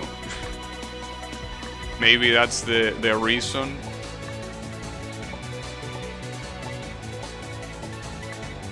Nice, Tim. Well, I say finally, but here comes the real pain. 3 gate champs in a row into a mini spy gate champ later. At least everything else looks relatively simple. Okay, no, never mind. This doesn't look simple. This does not look simple. And well, this looks chokeable. Yeah, I never mind. It's still just as annoying as the other one. Not to mention that these gate champs, even if you manage to have the same height in each one of them, you can still get killed because the conveyor sets you back. Very nice of them.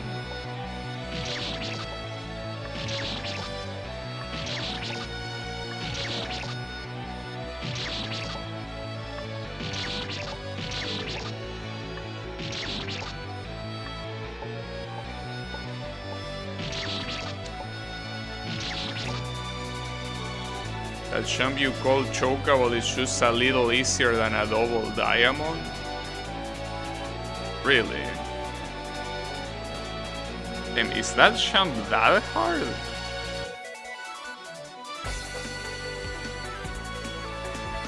Alright. Well, I guess I wasn't feeling nervous before about that one, but I guess now I am. Nah, it's okay. Just that it's a champ that I normally don't see, so I just assume that it was like a very regular champ that was just there for choke factor, but I guess that's not the case. Well, on the bright side, it's not on a conveyor belt. On the not so bright side, good luck getting there in the first place.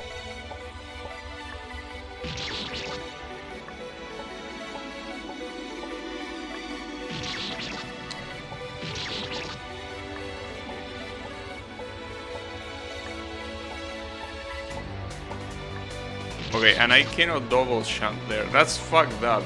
I have to do this whole jump on a single one and then double jump here. And then this shit. Like, this row looks so fucked up.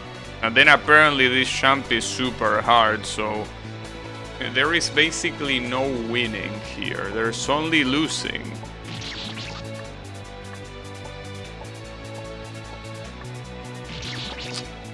God damn it.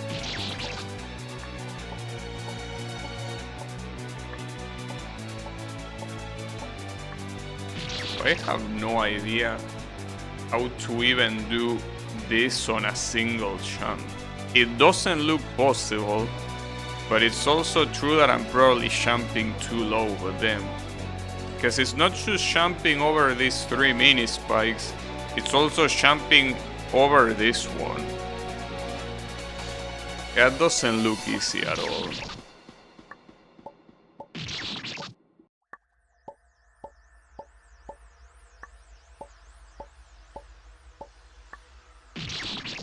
I mean, maybe it is possible to do it after a double jump, but I don't think so. Because if you double jump before this, at that point the gravity, like, it's either pixel perfect or outright impossible. So at that point, it's way better to somehow try to do it on a single jump, but it looks very hard.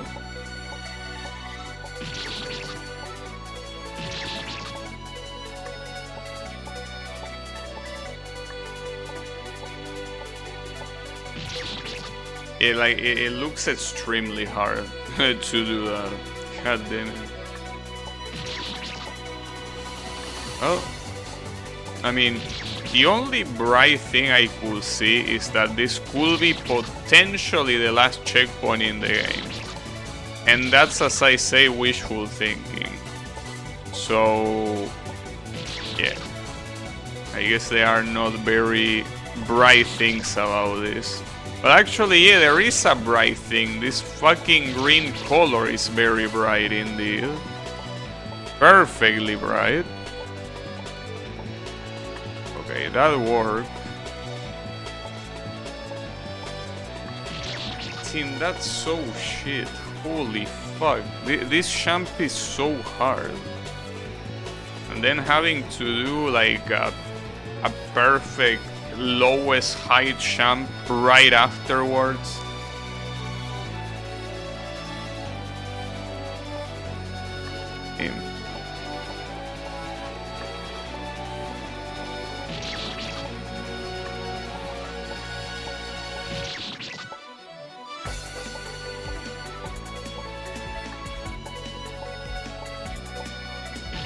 But you know that checkpoints like this are making me reconsider my own approach for my own fun game. Because even though I'm not using this type of techniques that this checkpoint uses, there are some checkpoints in my fun game that I take a long time to beat. So I probably need to nerf the ever-loving shit out of all of them. Because, like, I feel like the difficulty of this checkpoint, for different reasons, but I mean like the level of difficulty, might be in line with a lot of the checkpoints from my game. So that's a problem. Like, once I'm done designing them all, I will have to lay some nerfs. Like, I will need to either put more checkpoints or nerf some jumps, because, like, it sometimes takes me this amount of time to beat them. Well, I mean, this one I still haven't beaten it, but I mean that it will more or less take me the same amount of time that it takes me to beat some of my checkpoints, so that's not a good thing at all. So yeah, once I'm done, which God knows when it's gonna be, and I replay the game, I'm probably gonna nerf so much shit. Like when everything is done and I replay the game from scratch to see how the balance overall is, I feel like I'm gonna nerf so many screens. Like it might as well be a completely different game at that point. God damn it. But yeah, I don't know, maybe I'm exaggerating. Hard to tell.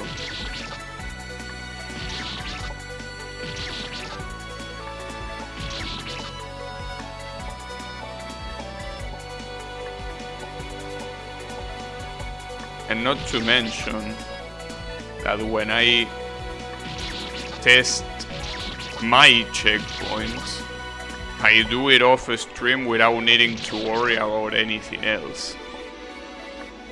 So the fact that it takes me the same time as doing it off stream is a very bad signal.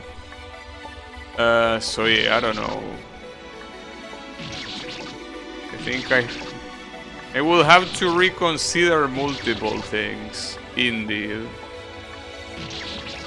And if it takes me that much, it will probably take longer for people that just obviously played for the first time. So yeah, I need to rethink. I thought I was gonna go faster there. I think that that's another one of the things about this, is that I think that moving in the direction the conveyor belt is going doesn't make you go faster. Like, I'm not 100% sure how these things work, but it feels like it maintains the speed constant, regardless of what you do. You could go the opposite way, you can stand still, or you could go the same way it goes. And I think you will move at the exact same speed, and obviously the only way to stop it is by jumping. So that will mean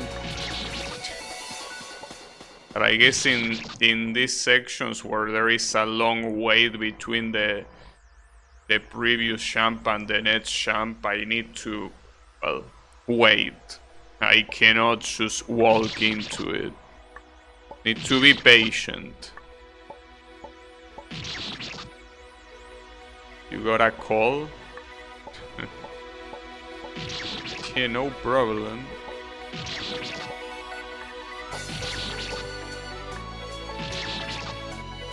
Oh, I should look up. I reached the 6,000 death. Like, at this rate, we will have no trouble reaching the 5 digits, it seems. Which is not a good thing. But yeah. Very, very cool, I guess. Very nice. Wonderful, even.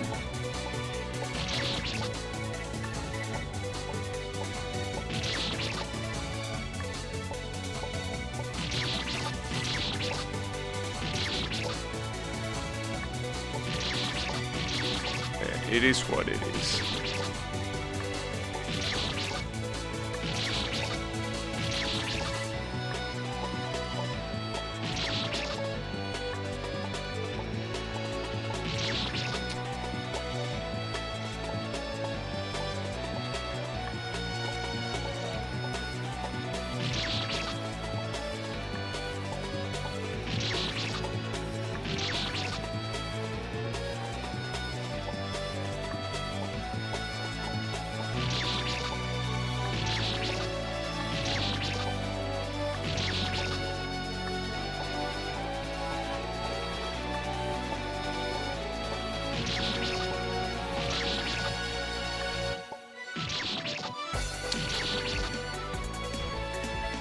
Sometimes you really have to take some time to breathe in, because it gets very exhausting to do these checkpoints over and over again.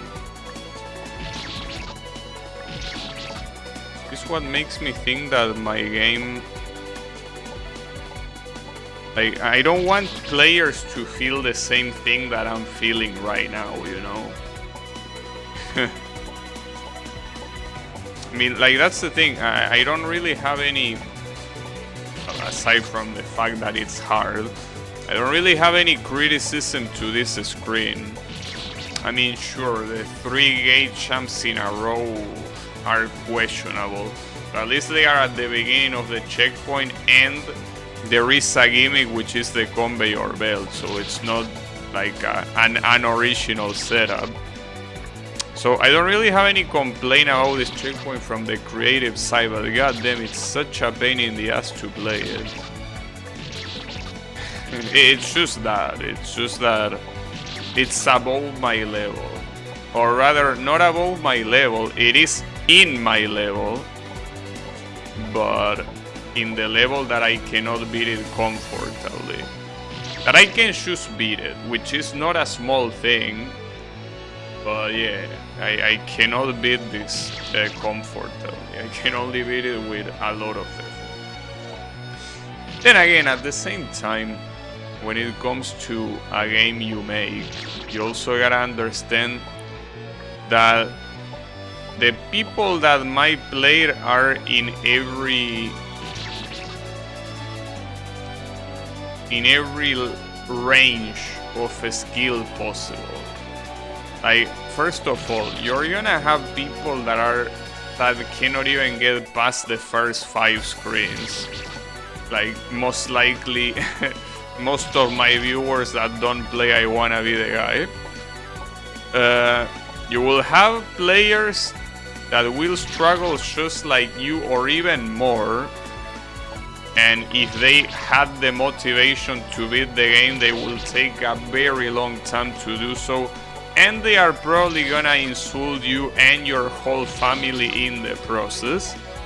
And then you have people like Ecomas that is probably gonna beat it in like 3 hours tops. And then he's gonna do a speedrun and he's gonna beat it in an hour. So yeah, that's the thing. You have a different level that you cannot just predict. Try speedrunning your own game. No, but that's the problem. That's what I'm saying. That my own game, like, I feel like when I get it done and I play it from the beginning, I'm gonna feel the same thing that I'm feeling with these sections, which is basically that it's a pain in the ass to beat them. You know? And I mean, sure, I can, you know, think. And as I say, this is not a badly done checkpoint. I could say all of that. I could praise the creativity. I could say a lot of stuff. But at the end of the day, if to me it's a pain in the ass to play, it's a pain in the ass to play. And I kind of want to avoid that. But as I was also saying, since there will be people of all levels of skill that could potentially play the game, even if the game is not a pain in the ass to me to beat, it will be to some other people. So I'm not sure if I should be concerned about that, but at the same time, it's so hard to imagine. Since it's obviously not a commercial game and obviously you don't care about reaching a big audience, you know, I shall speedrun your game. I shall say that you're gonna regret it. No, see, that's the thing. I know that obviously the fact that I'm talking about it and that I will keep talking about it in all these months that I'm gonna be working on it, I know that it makes it seem like it's gonna be some very nice, some very big stuff. Like it's gonna be like some Half-Life 3 level stuff. But no, it won't. That's the thing. At best, you will have a mediocre game. So you don't want to look forward to it. Much less look forward to speedrunning it. That's a horrible idea. You know? You should keep your expectations as low as possible, because here is the thing. If the game ends up actually being good somehow, having low expectations means that the playing it will end in a positive surprise. So that's why you should keep your expectations as low as possible. You know? You should never look forward to it.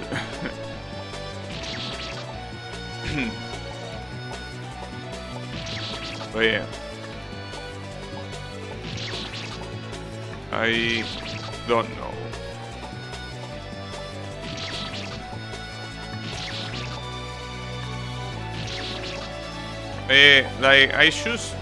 I know that I'm looking forward to knowing what people will think about it.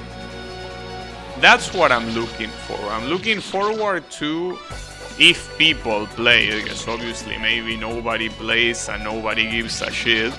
But if some people play, I just want to see what they think. That's what I'm looking forward to. I mean, I don't really plan on watching anyone play it, because I don't really watch other streams outside of a very small amount of streamers, I mean. But yeah, I'm just curious what the afterthought is after they are done with it. Whether being done with it means beating it or just alt F4ing, deleting it, and cursing me in the process. I'm just curious what's the reaction to it afterwards. I guess that's why I don't enjoy fun games as much as I expect. With a 9 out of 10 rating, I go in expecting that to be what the game is actually like. Well, that happened to me multiple times. Well, it kinda happened to me with this game. The first 7 stages of this game have some of the most generic platforming I've seen in a fan game, which is not saying much because I haven't. No ban guarantee. Well, you are wrong. Huh? What you have to say about that? No ban guarantee? Yeah, didn't work for him. I guess. Maybe you have to work in your guarantee, you stupid ass bot. Maybe. Fucking dipshit. Go out with honor. There is no honor in a bot. You know? There's nothing honorable about being a bot. Is this bot season? It is. It is bot season. We are out here hunting them. Seem to be getting a lot of bots lately. I think that's because they are coming up with new domains. I mean, I need to blacklist these new domains that they are coming up with. It's just that since I immediately banned them, well, I don't even think they are the same domains every time. Like, the 3 boats that I got lately, I think they all had different domains. So I don't think that blacklisting will work there. But yeah, I don't know. But it happens. So yeah, at that point, the only thing you can do is to charge your gun and get their asses. That's the only thing you can do. And I don't mind doing it. Especially with a game like this. I mean, if I was playing something like a racing game, that will be a problem. But in a game like this that you can very easily stop and do something else, like here, it's perfect to kill bots. You don't need to well, unless it's an avoidance. If it's an avoidance, well, that could be a problem. But in this type of adventure / needle games, you can stay still at any time. So yeah. Well, at almost any time. But yeah, the point is that the time that you are not available is very little compared to the time you are available. So yeah. Perfect to kill bots.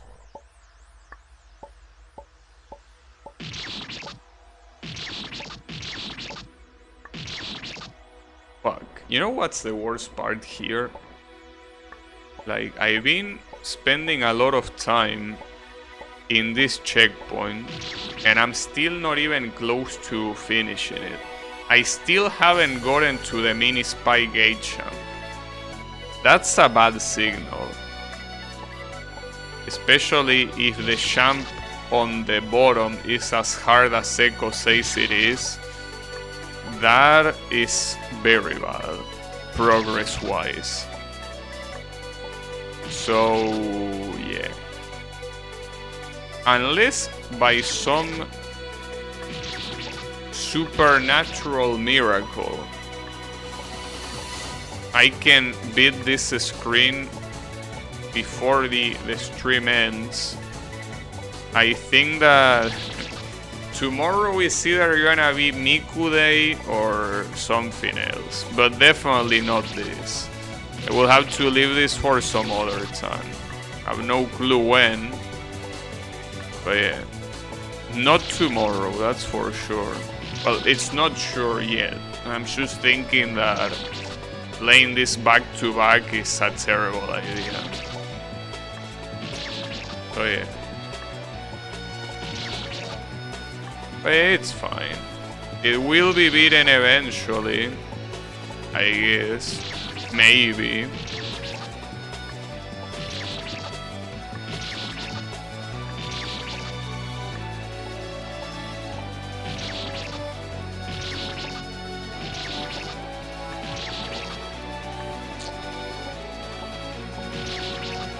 Well, something that I also noticed about this area, I know that the whole point of the area is that it has a color filter in the whole place, like the tiles, the spikes, and the decorations. But this is also, I'm pretty sure, the first area in the whole game that has spikes that are not the default color. Which is very funny, I guess. I mean, with this area, I mean the beginning of this final section, with the stars in the background and the non-restarting music, but yeah, it seems to be that the case.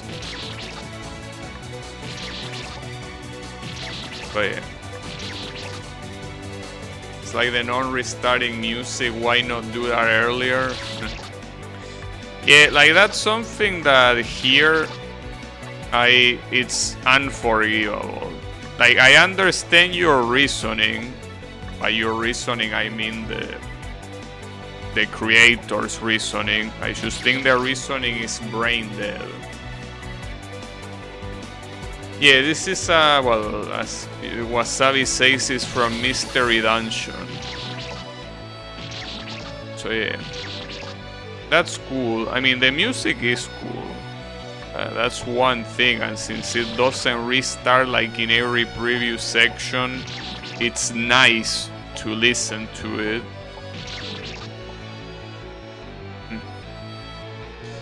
Yeah, sometimes when you hear a familiar song, it's like you listened to before. It's just a matter of finding out where. I think it happened, I don't remember if it happened with this game or with another game. There was a song I knew I heard and I initially didn't know where. Oh yeah, I remember. It was in I Wanna Be the Co-op when I played it with Draynor. For some reason, the final, the extra boss has a song that combines other multiple songs. It's a remix medley, right? And one of the songs was the Flintstones opening, and I was like, I heard this before, I'm sure I did. Yes, I did, indeed. It's a melody that it's hard to forget. It's just that I initially thought it was the Shed Zones. But the Shed Zones have a less melodic opening. It's like a more of a presentation opening. Like I think the opening presents the characters one by one with like a little melody, but it's not like a full-blown song like the Flintstones. That it's just melody from beginning to end.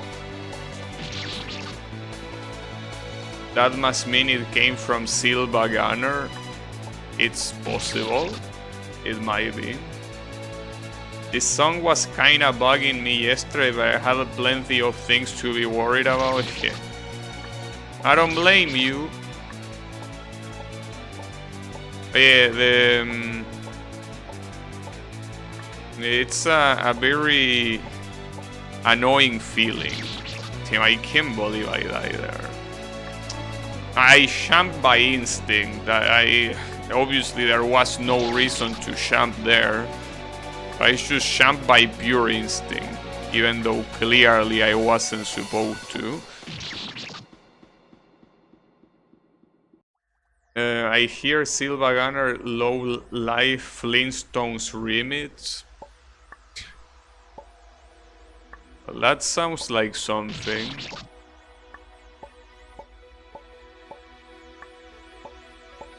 For what I understand, Silva Gunner is a very big Love Live fan.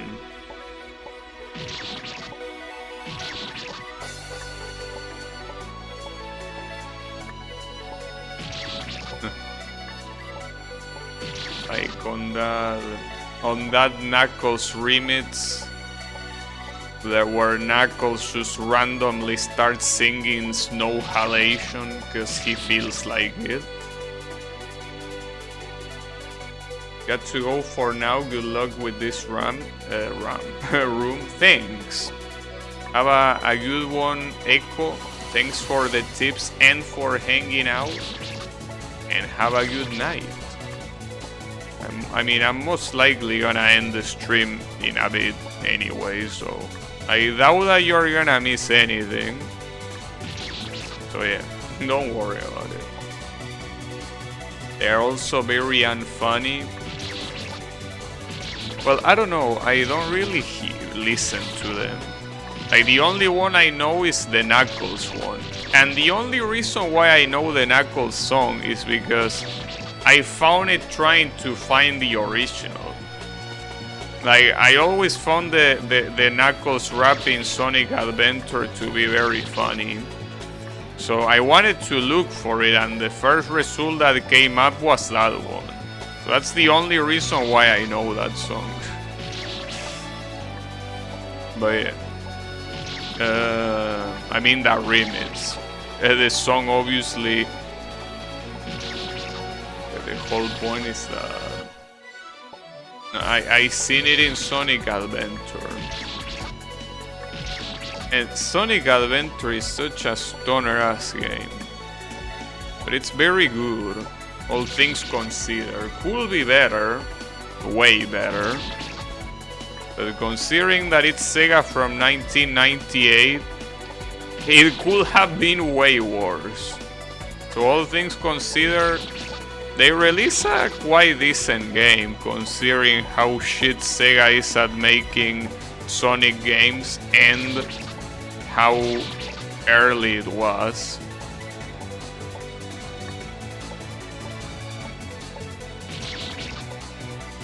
But yeah, I guess at the same time the fact that it was that early is more of a buff than anything else. If it wasn't that early, it would be... It will get into, you know, Sonic 06 territory. You don't want to get into Sonic 06 territory. That's a bad idea.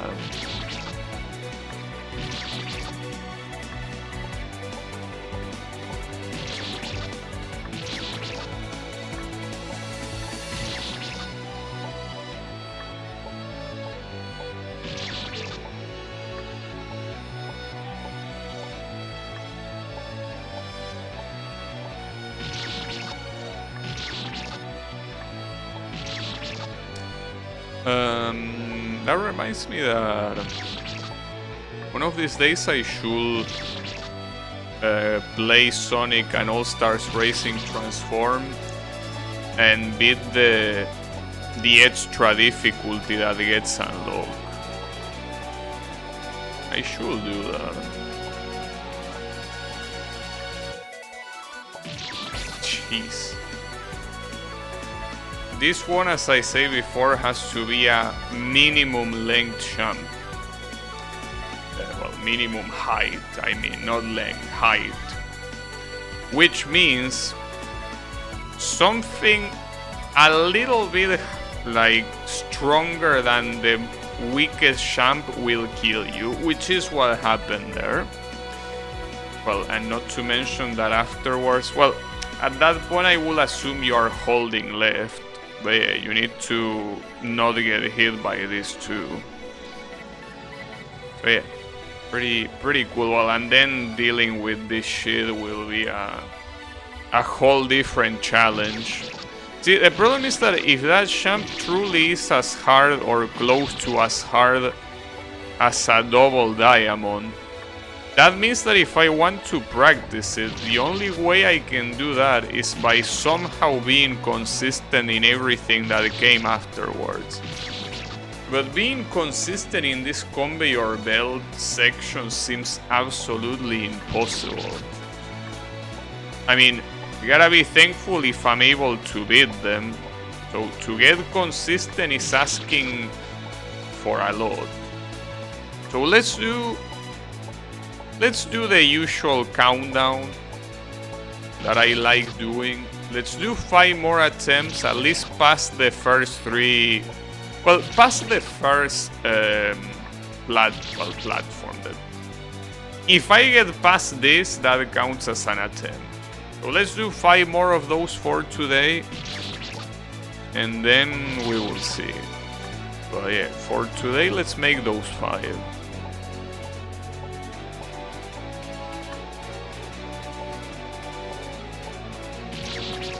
That's 1.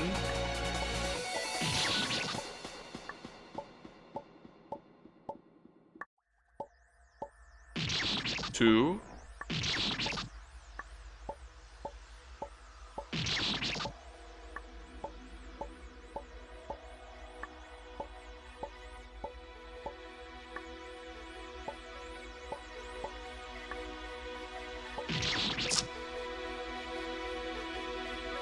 3. Unfortunately.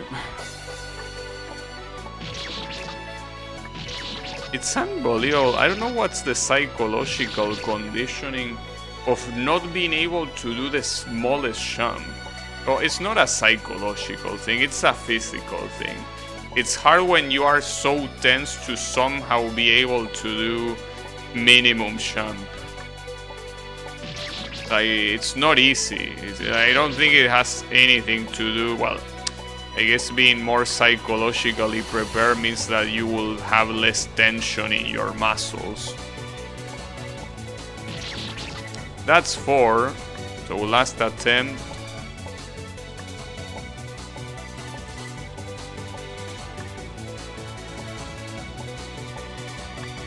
Alright. Well, that's gonna be it for me for today then. I don't think I'm gonna continue this tomorrow, cause doing back-to-back needle stuff like this is a bad idea. I'm obviously not giving up, it's just that I want to stream something else. I don't know what that something else is, but I also don't know if I'm gonna stream something else. Maybe I change my mind, but for now, I'm most likely gonna play something else tomorrow. So thanks everyone a lot for watching, and I'll be seeing you on the next stream. So have a good one and take care.